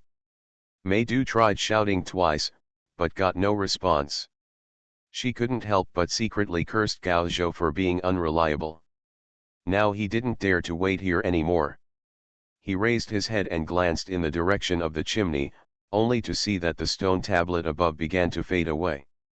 Although Maydu is a direct descendant of the May family and has unparalleled talent, he is still mortal in body. He couldn't see that the sky above his head was filled with red light. The huge giant had been suppressed by an embroidered shoe, unable to move and might break at any time. What's even more frightening is that this embroidered shoe is continuously absorbing the power of the giant and getting bigger and bigger. As a result, the entire crematorium's artifacts began to shake and were about to break at any time. Maydu called Gao Zhou several times, but when he saw that he couldn't be found, he stamped his feet and hurriedly led the way to the unfinished building behind the lantern. The unfinished building behind the crematorium was originally said to be a dormitory for employees, but it was actually just a cover. The evil spirits are suppressed below.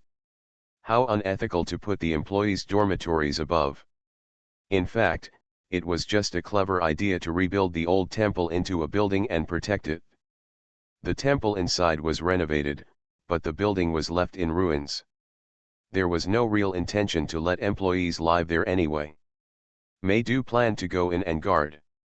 No matter what happened outside, as long as there was no problem in guarding the demon, other things were not important. As long as he held on until the rooster crows tomorrow, things would turn around. Maydu walked quickly towards the direction of the unfinished building. Just as he passed by the door of the funeral parlor, he suddenly saw a shadow limping inside. Maydu had a good eye and could tell that it was Gao Zhou at a glance. Just as he was about to call Gao Zhou, a soft call came from behind, "Brother, we meet again." Maydu looked back and saw a little girl in a skirt standing behind him. Goddess! Maydu recognized at a glance that this little girl was none other than the little girl she saw last time in the Yin-Yang cave in western Hunan, the goddess of heaven. Why are you here? Maydu stepped forward. The last time he brought Tianyu out of the Yin-Yang cave, he originally wanted to wait for Su Tong and the three of them outside the cave entrance. Suddenly, an embroidered shoe flew over and hit him directly and blindly. After waking up, she was discovered by the rescue team.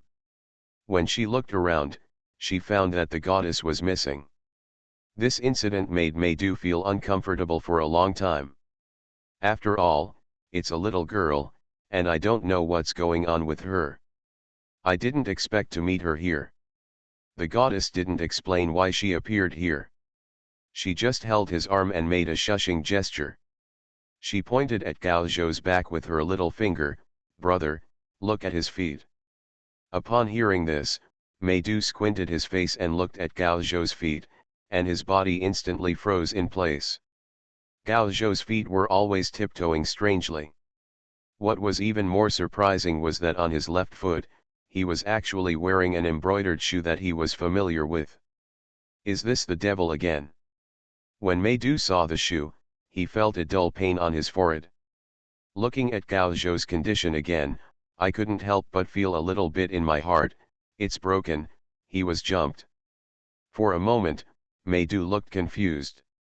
Seeing Gao Zhou walking towards the funeral parlor, he was torn between whether he should follow him and find a way to save him, or whether he should go to the ancient temple to guard the demon first.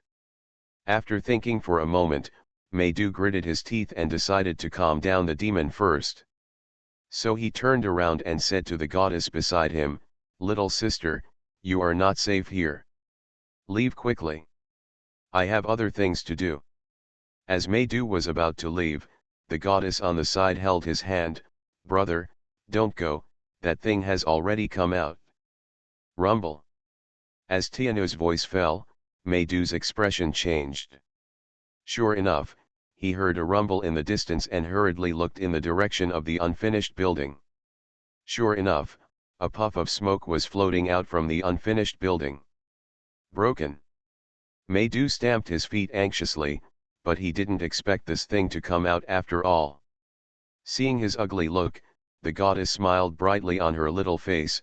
"Brother, don't worry, come with me, I guarantee you can get rid of this thing." "You?" Mei-do looked at Tianu suspiciously. "Although I don't know what kind of confidence this little girl has, but judging from her confident tone, I don't know for sure. Besides, this girl was adopted by the King Ju Mingui and calls herself the goddess of heaven. She might really have something special about her." Thinking of this, Mei-do struggled for a while and nodded vigorously. "Okay, I'll go with you." Infinite Script Killing. Author, Guo Shui Gan Xiao. Chapter 602. Time passed by minute, and chaos gradually began to form in the crematorium. In the employees' dormitory building, screams of ghosts and gods were heard one after another. The security room was even more in a mess. A special force is beginning to hang over the entire crematorium, but Su Tong himself is not aware of it. He was lying in the freezer at the moment, feeling the changes in his body and not knowing how much trouble was happening outside. Ding, your physique has changed and you have awakened the power of Ilong. Ding, your soul has changed and you have awakened the Ilong soul. As the reminder sounded in his mind, Su Tong slowly opened his eyes in the freezer. The frost that originally covered his eyebrows quickly evaporated, and his originally cold body was now like a lit furnace, gradually becoming hotter. But at this moment, a warning sound suddenly came from the prop book. Warning, your dark physique and the power of the Ilong have strong resistance. The power of formlessness is intervening.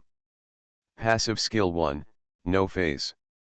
The holder will no longer be conflicted by any training system. The title technique lawyer is involved. Title skill 1, lawful 1. There is no need to consume script points.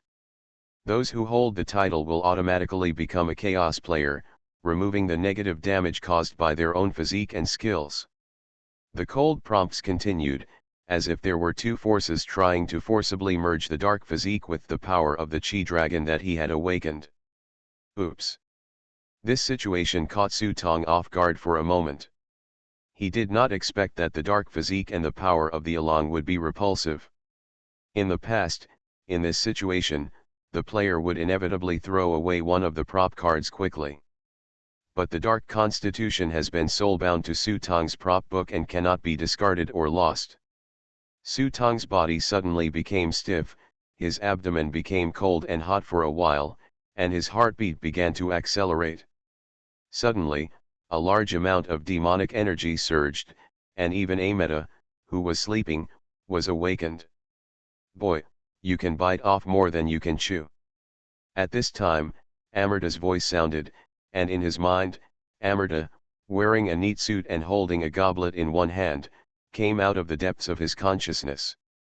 The face that looked exactly like Su Tong showed an evil smile. "I have only heard how bold people are and how productive the land is." Su Tong felt that he could not move for a while, but he was not panicked. He has the formless power and the title of lawful person of chaos sequence. Even if there is a conflict, he will only be unable to move for a while. When his body adapts, he will naturally return to normal.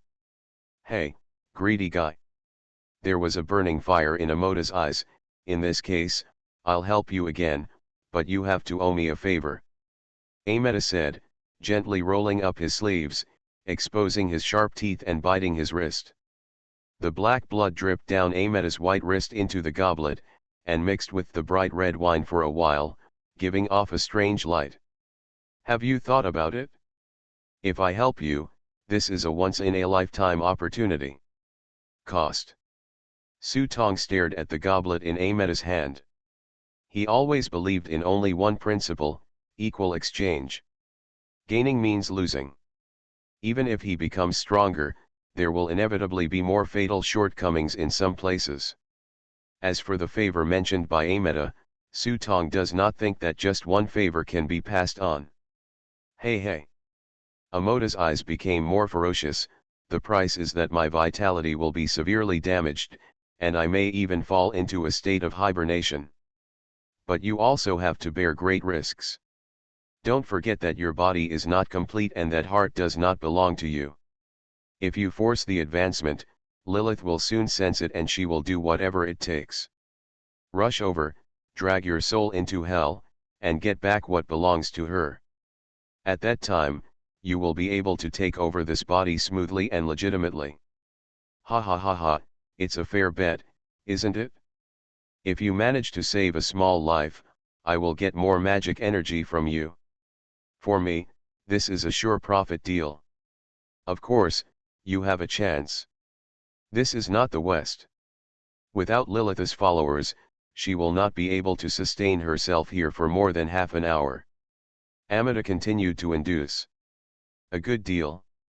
I haven't encountered such a good deal in a long time. He is now burdened with debts, and Lilith's heart is with him, but he has never really been a help to him. It is obvious that Lilith has done something to his heart. As Ameta said, only when this heart truly becomes a part of yourself can you rush into a wider world." Seeing Su Tong agree, Amota's pupils trembled and he spilled the blood in the goblet. "Great God of Destiny, prepare to face new challenges and accept the baptism of darkness." Ha. Warning. Warning. Invasion of unknown forces. A shrill alarm sounded from the prop book. If Su Tong summoned the prop book, he would definitely find that the dark physique was burning at this moment. Su Tong's pupils tightened, and a heart-breaking pain began to spread from his heart.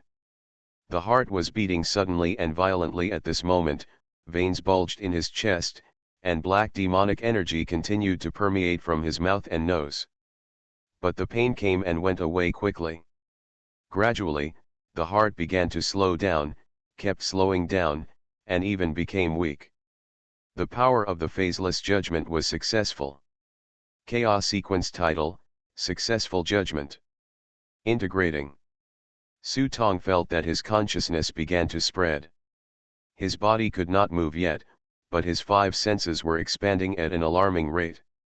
The corpse odor in the air was separated into several layers under his sense of smell. Sour, salty, even slightly fragrant.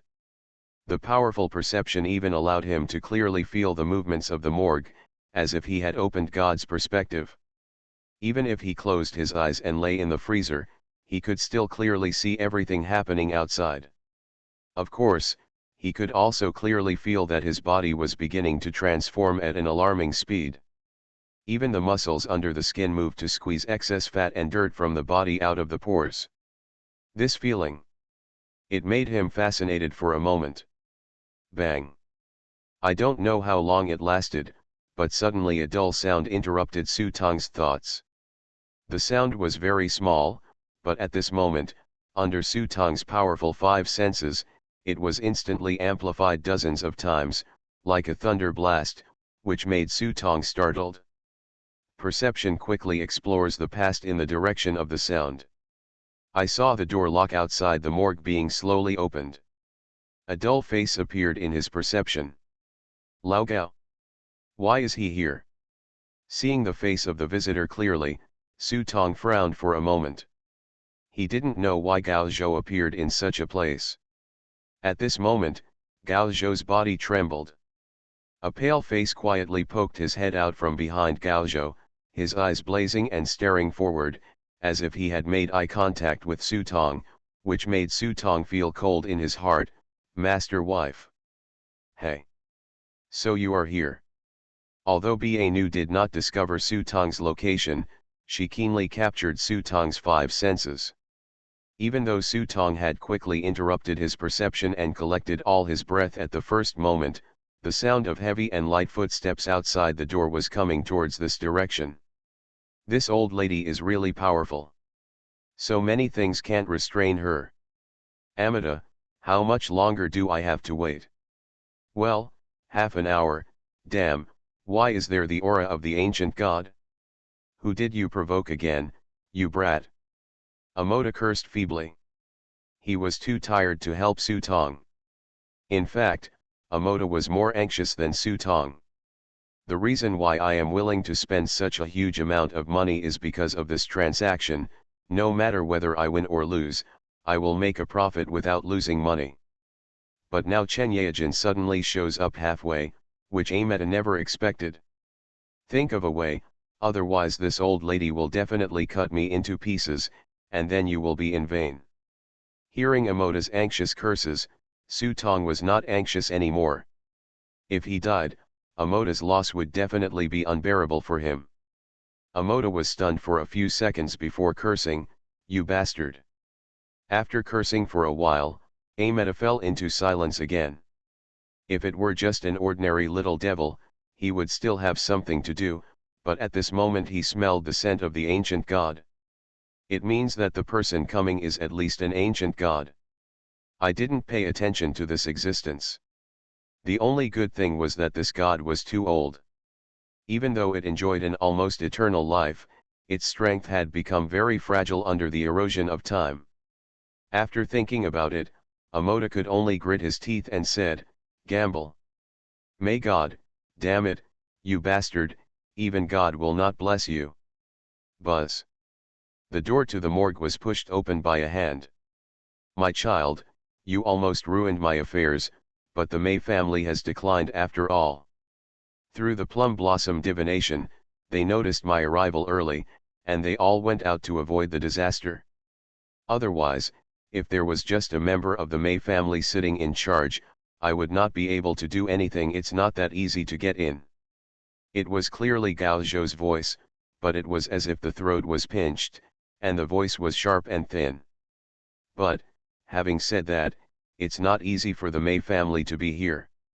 They don't even have a Grand Master now, so how can they fight me with just those antiques? Crash. A freezer was pulled open directly. Looking at the corpse lying inside, the master's wife, Hanu, couldn't help but feel a little disappointed and pushed the corpse in again.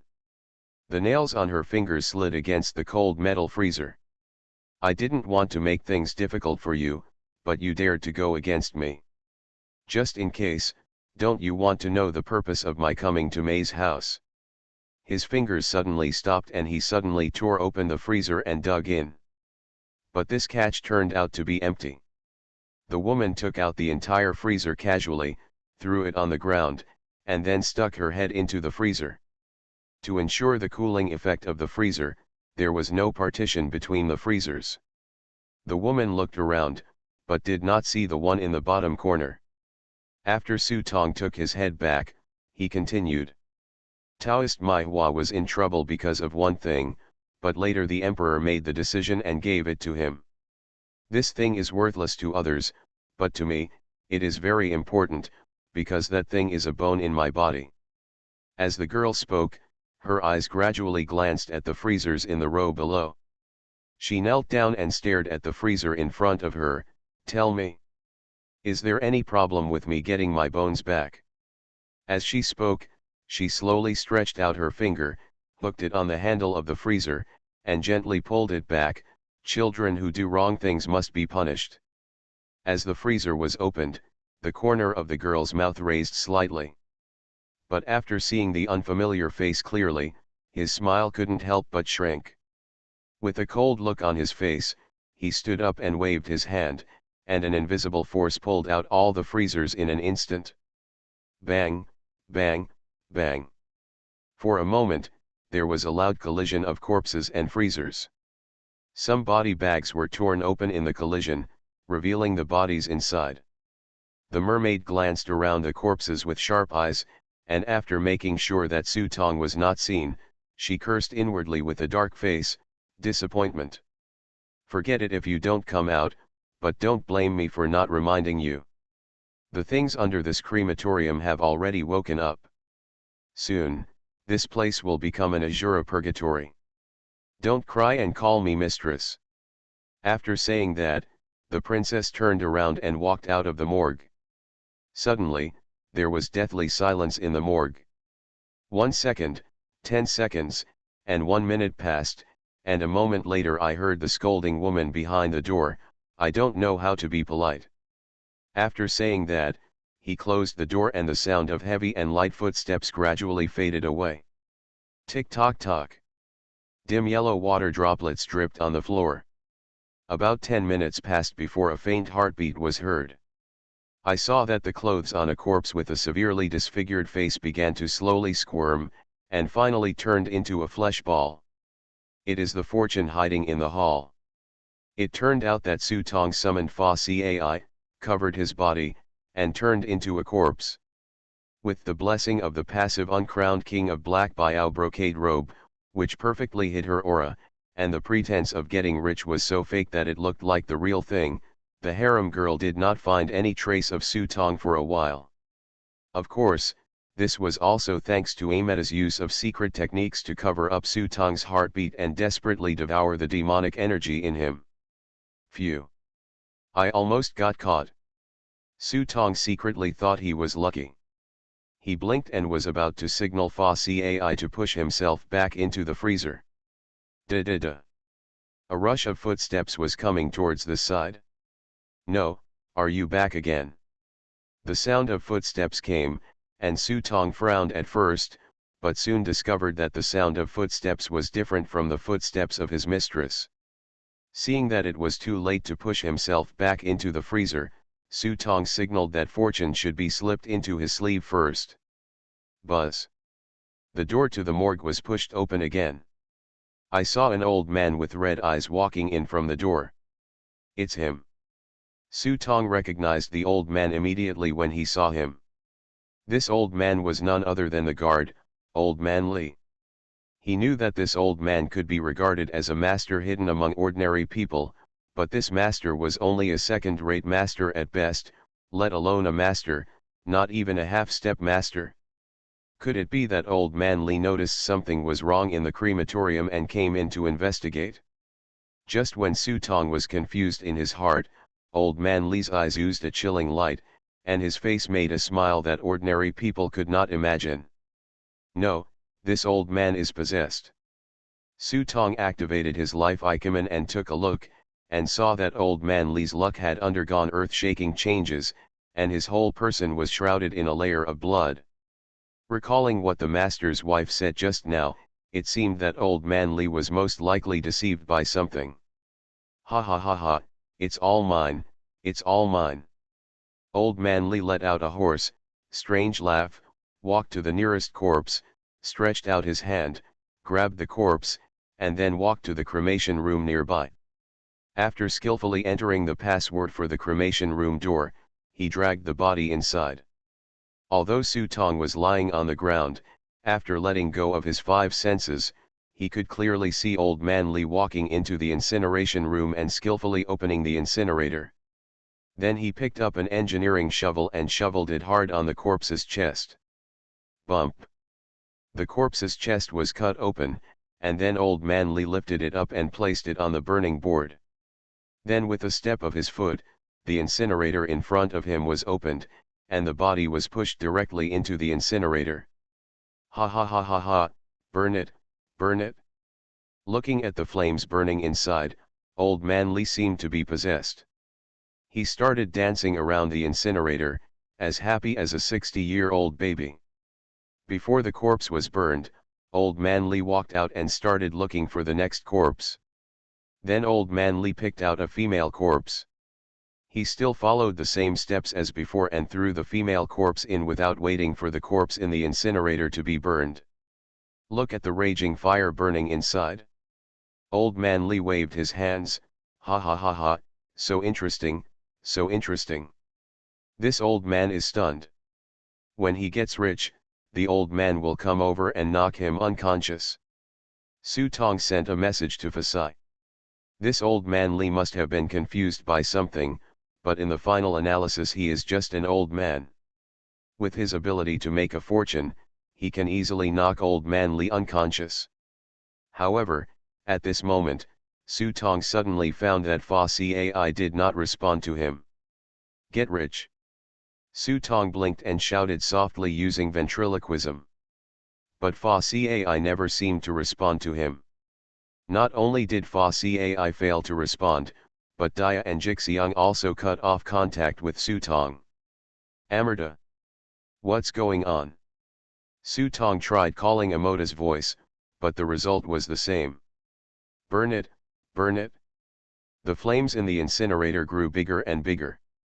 Old Man Lee couldn't stop screaming, but Old Man Lee didn't notice that the flames burning in the incinerator in front of him gradually began to change colors. In the crimson flame, a figure that could not be seen by the naked eye was twisting its plump figure and descending into the world step by step. Chapter 20, Eating braised noodles was temporarily suspended due to violation of regulations. I would like to express my apologies to everyone. I wrote it incorrectly. I will revise it overnight to ensure that I will not do it again in the future. I promise. You are listening to Novels at Bless Up channel. Wish you happiness and luck. Please subscribe to receive new novels. How do you feel about this novel? Please like and leave a comment. Infinite Script Killing. Author, Guo Shui Gan Xiao. Chapter 603. Ha ha ha ha. Familiar laughter echoed in the morgue. When Su Tong looked up, he saw Lilith walking out of the flames step by step with light steps. Hey! Seeing the alluring body wrapped in a long black skirt, Su Tong could not help but feel a little regretful. I thought you didn't know how to wear clothes. Lilith was not only wearing clothes today, she was also wearing a dignified black wedding dress. Her fingers wearing black silk gloves pinched Su Tong's nose. This is specially prepared for you. Lilith tried her best to suppress her excited voice. I have prepared it for you, scallions, tomato sauce, and top-notch spices. Come to my pot. But I'm not dead yet. According to our contract, you can't harvest my soul yet, can you? Su Tong blinked and said with regret. Many people are afraid of ghosts because they know that ghosts can harm them. But the interesting thing is that people are not afraid of those powerful gods. Because gods cannot harm humans. Although Lilith is the daughter of Satan and one of the demon kings of the Western Hell, she is also a god. Even if she is an evil god, as long as the two of them sign a contract, Lilith must abide by the agreement. Oh, the contract. Lilith bit her lips lightly. This is a little troublesome, but it doesn't matter, you are the next one anyway. Lilith looked at Old Man Lee, who was twisting his body crazily in front of the crematorium. He stretched out a finger and gently hooked his hand towards Old Man Lee. Come over.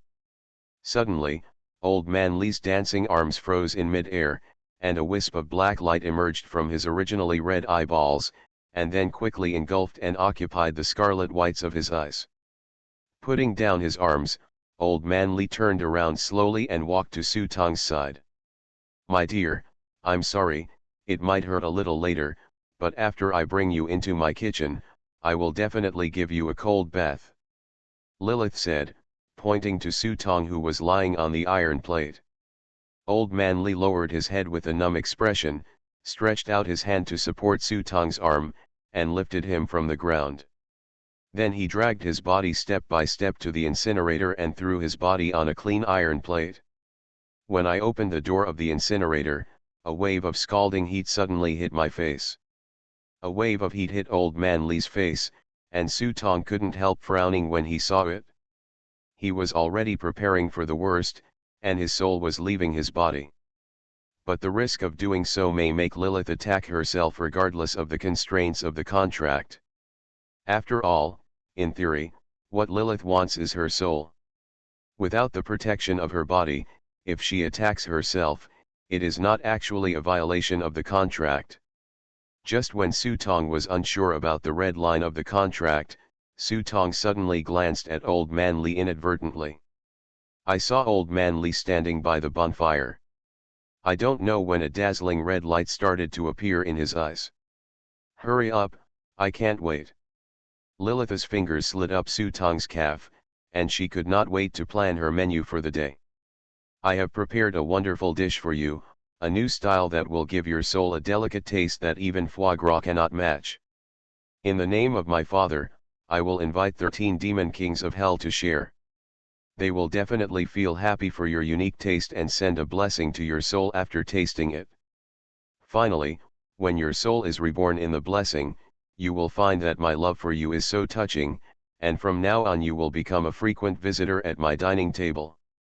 When Lilith said this, she had already begun to fall into deep narcissism. It seems that she captured Su Tong's soul not for the food, but to complete a beautiful work of art. "Oh, if that's the case, I think I'm a really lucky guy, but before that, can I taste your craftsmanship? To be honest, after tasting the dry fried beef river last time, I've never tasted food like that again." Su Tong continued to be polite while looking at old man Li out of the corner of his eye. I saw a wisp of scarlet in old man Li's pupils that became more and more dazzling, and his expression gradually became weird. 2 pairs of red eyes glanced around, with an unruly and manic anger in his eyes. As if aware of Su Tong's gaze, old man Li glanced at Su Tong. He narrowed his eyes, made a silent gesture with one hand, and picked up the phone with the other hand. The engineer shoveled aside. Lilith was currently immersed in her own intoxication and Su Tong's compliment. I didn't notice anything was wrong at all. He held Su Tong's cheeks with both hands, buried his face in Su Tong's forehead, and said to himself with a morbid look on his face, "Of course, I will never let them down when it comes to delicious ingredients. This is the most important thing about food: basic respect." The corners of Lilith's sexy lips raised a subtle arc.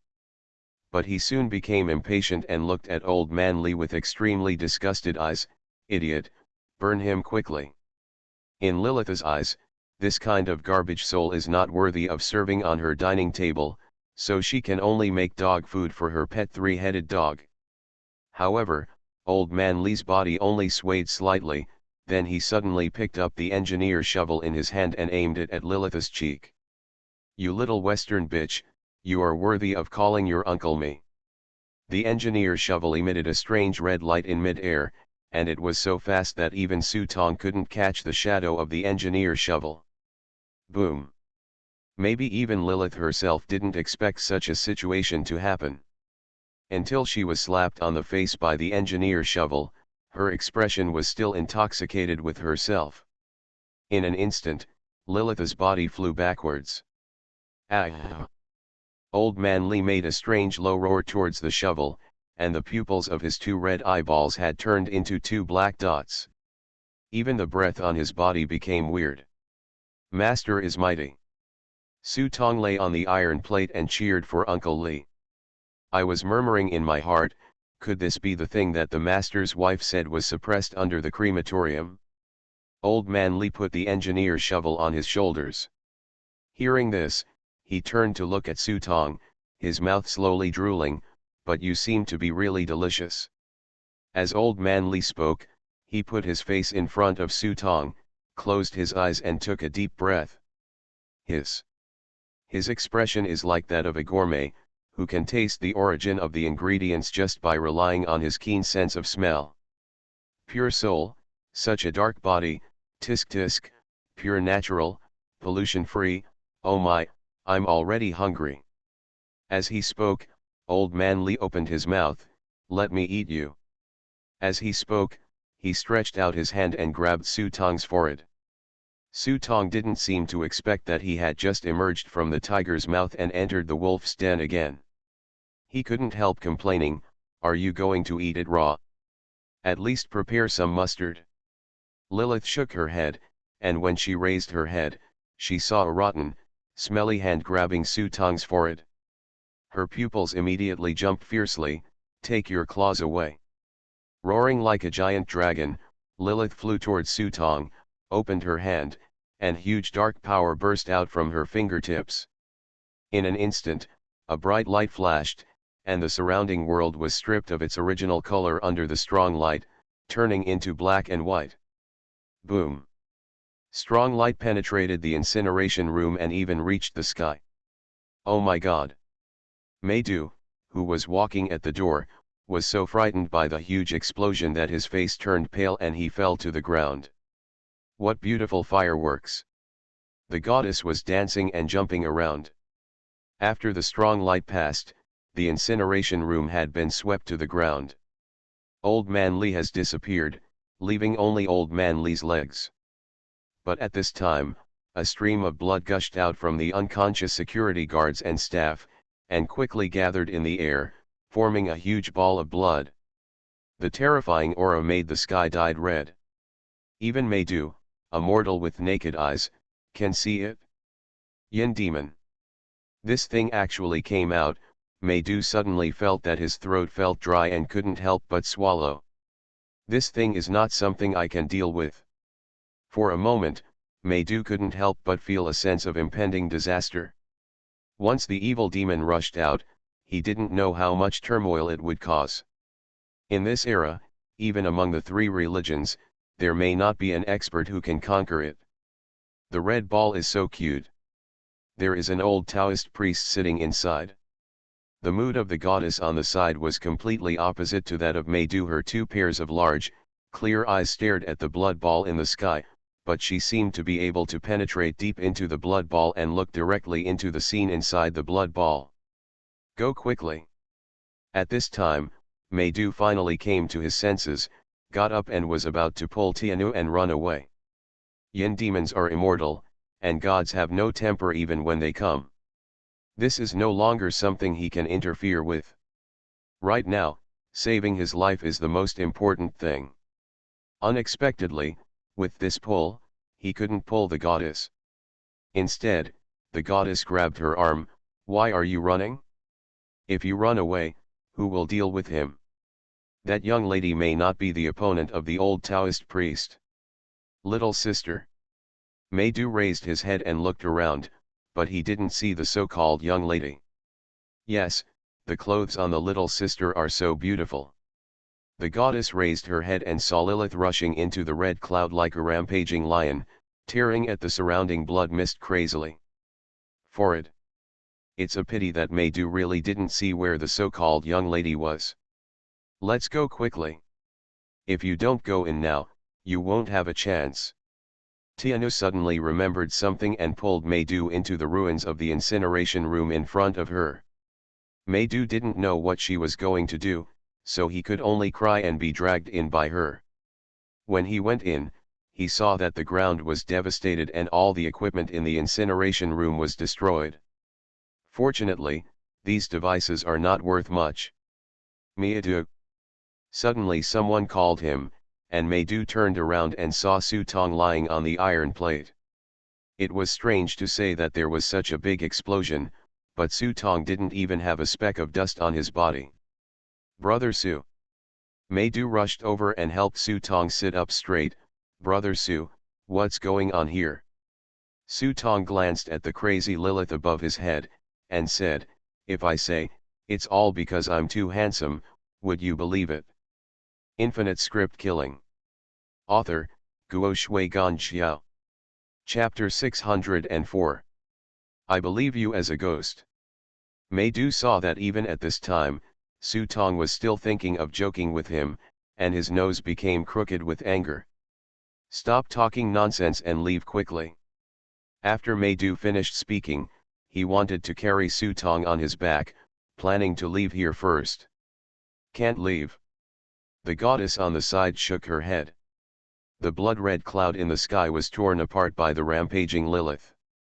The broken blood spread out and surrounded the entire crematorium. Deep in the blood cloud, the figure of a Taoist gradually became clearer. The Taoist didn't know which dynasty he was from. The Taoist robes he wore were already in tatters, and the dry skin and flesh had rotted away in many places. Even that face was skin to bone. Two red eyes protruded from the sockets. Looking at the furious Lilith, she couldn't help but let out a burst of hoarse laughter. Girl, you smell so good. Then he opened his mouth, spit out his tongue full of maggots, and licked the corners of his lips. Nausea. Lilith stretched out her palm, and a colorless flame burned in her hand. The fire of disaster burned everything. For a moment, everyone could see nothing, but found that a large area of houses instantly turned into a cloud of dust. Fire of disaster, this girl looks really angry. It's a pity that the one who came is not her true body, otherwise we would all have turned into dust by now. At this time, Amota's voice came out of Su Tong's mind, and at the same time, Dia and the others also regained contact with Su Tong. You just were. Su Tong asked why he suddenly cut off all contact with them. Amota explained, it's Kamui. Even if Lilith does not come in her true body, but her will comes, all spiritual beings without divine status will be suppressed. The three behind you are too weak, and they were suppressed and put into sleep immediately. You're not much better. Su Tong curled his lips and added for him. Humph. Amota snorted coldly, ignored Su Tong's words, and asked, how much longer do you want? Su Tong tried to feel his physical condition, but what made him depressed was that he was still unable to move. It seemed that the process of his physical body's advancement was much slower than they expected. After learning about Su Tong's current condition, Amota couldn't help but feel worried. You'd better hurry up. This is not Lilith's territory. She won't last long without the blessing of believers. That old Taoist priest is very weird. I'm afraid that if you continue to stay here, you might end up capsizing. In his words, Amota was very afraid of the yin demon in front of him. If it were Lilith, the most she could do was harvest Su Tong's soul and take away Su Tong's heart. But he could still have a sip of soup by following behind. If it were the monster in front of him, Amota wouldn't be sure. In the sea of fire, the red light on the Taoist priest became more and more dazzling. Instead of being burned to ashes, he made a weird laughter. Lilith frowned, as if she sensed something was wrong. As the daughter of Satan, she had traveled to both the hell in the west and the underworld in the east. Even on Myoji, she has played before. But the thing in front of her made her a little confused. She didn't know where it came from. It was obviously not very powerful, but she couldn't kill it. It's no wonder that Lilith doesn't know the origin of this thing. The so-called yin demons are things produced by the desires and karma of all living beings, and are called extraterrestrial demons. Its meaning is a demonic obstacle created by heaven. The strength of the demon is not fixed. Instead, it is judged according to the strength of the opponent. The stronger the person, the more troublesome it is to face the demon. On the contrary, for those with weaker strength, the demon is easier to deal with. But it is not that easy to eliminate. According to Buddhist theory, as long as all living beings are immortal, demons will not die either. Therefore, no matter how powerful Lilith's demonic flames are, the Taoist can still be in peace and calm, laughing and talking freely when he is in the sea of fire. He, Sister Ba is right, the old Taoist priest is really powerful. The goddess took out a meat bun from her pocket and ate it as if she was just watching the fun. Only then did Su Tong notice the goddess. "Why are you here too?" After saying that, Su Tong was relieved. His master's wife was also there, and it was normal for the goddess to follow his master's wife here. Immediately his eyes rolled around and he asked the goddess, "Goddess, where is my master's wife? Why don't you find a way to summon her? Just say that my good disciple is here waiting for him." When the goddess heard this, she shook her head, with an expression that said, "I've seen through you a long time ago. Do you really think I'm a 3-year-old child and let you lie to me? You'd better be careful. Those are yin demons, in the sky and on the earth. Even if the ancient gods come, they can only break them into pieces, but they can't really eliminate them. Sister Ba's current strength can't do anything about this thing. It's useless even if you come. Outer territory demon, why is this thing here?" When the goddess said this, everyone in the hall was frightened. They quickly explained to Su Tong how terrifying the extraterrestrial demon was. Immortal and immortal, coexisting with heaven. "Then what should we do? I don't want to die here. I haven't married yet." Maydu felt like crying but had no tears. He couldn't see the beautiful Lilith either. He could only see large tracts of buildings turned into gravel, and he felt more and more frightened. Perhaps because the power of the yin demon was affecting him invisibly, Maydu became more and more nervous, and even his eyes began to drift towards the goddess from time to time. I don't know what came to mind, but Maydu suddenly raised his hand and slapped himself, secretly cursing himself that he had been a beast all his life. How could he have such a thought? Little did he know that he could persevere until now and did not go crazy like the employees and security guards in the crematorium. This shows that he has a high level of concentration. In addition, he is a child and has a certain immunity to the influence of evil spirits. Otherwise, he would have become the puppet of the evil demon at this moment. Su Tong was in better condition than him and was barely affected. As for Gaozhou, this fool is probably a fool now. But the person who was really not affected at all was the goddess who was chewing the buns. Hearing Maydu's complaints, the goddess said, "The devil outside the territory cannot be killed, but you can kill it and send it back to the outside world." Maydu rolled his eyes when he heard this. "You think I am possessed by my family's ancestor? I can't defeat this thing." "You can't do it, but he can. Wouldn't it be nice to take out the lantern in your arms and give it to him?" Upon hearing this, Maydu quickly opened the pocket bag in his arms and took out a lantern from it. Lantern? Su Tong looked at the lantern and couldn't see anything different about it. But when he saw the twist in the lantern, Su Tong had a rough idea. Hanging lights illuminate the road. Su Tong looked at Maydu, who was also stunned. This was the first time he had taken this lantern from his own spiritual tablet, and he had never seen the wick twister inside.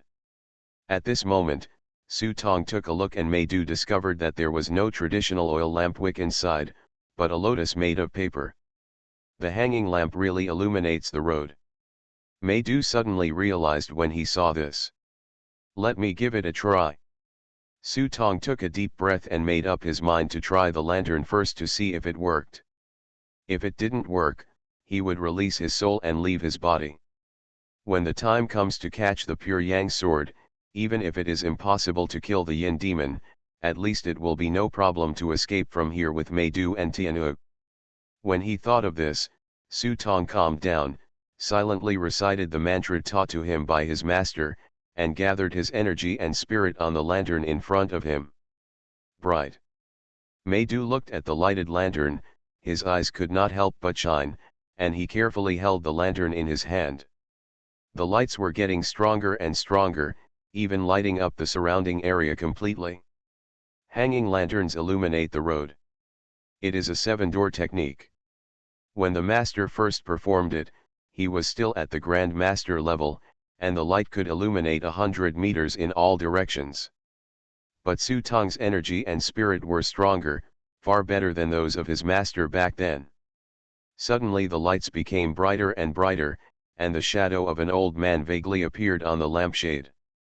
The Taoist priest in the sea of fire was suddenly startled.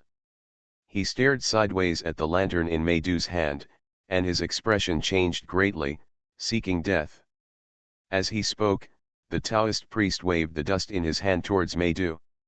The misty silver threads immediately turned into a Milky Way in the hands of the Taoist priest, overwhelmingly hitting Meidu. Seeing this, Meidu's mind went blank. Just at this time, Tianu suddenly kicked Meidu on the butt. "What are you doing standing there in a daze? Come on." This unexpected kick made Meidu unsteady and stumble forward. Watching thousands of silver threads fall, the lantern in Meidu's hand came out with a scolding voice, "How dare you!" As soon as the words fell, the lantern suddenly became bright. A white-haired old man holding a fishing rod walked out of the lantern. The silver thread in front of him instantly turned into ashes. Where the old man was, the surroundings were even brighter. "Headmaster, that's... Seeing the old man's figure hazy in the light, De Ya in the hall behind Su Tong had pulled Fa Cai forward and crawled to the ground, shouting, "Greetings to the grandpa." "Grandpa." Su Tong looked up at the old man's figure, only to feel that the old man's figure was shrouded in a halo. Even with his eyesight, he could not see the old man's face clearly, but he heard De Ya's call of worship and the fishing rod in the old man's hand. Su Tong probably guessed the identity of this old man. "Who is that?" Lilith noticed something strange behind her, turned around quickly, and was also startled by the bright light in front of her. "I saw the old man approaching on foot." Wherever he passed, the surrounding darkness was instantly illuminated. Whether it was the blood mist of the Yin demon or the fire of doom of Lilith, they completely disappeared in the light. The goddess happily swallowed the bun in her mouth, stood up, and cleared her throat. Ahem. Then he raised his head to cheer up, raised his chest and shouted, "The Grand Duke is here. God's retreat."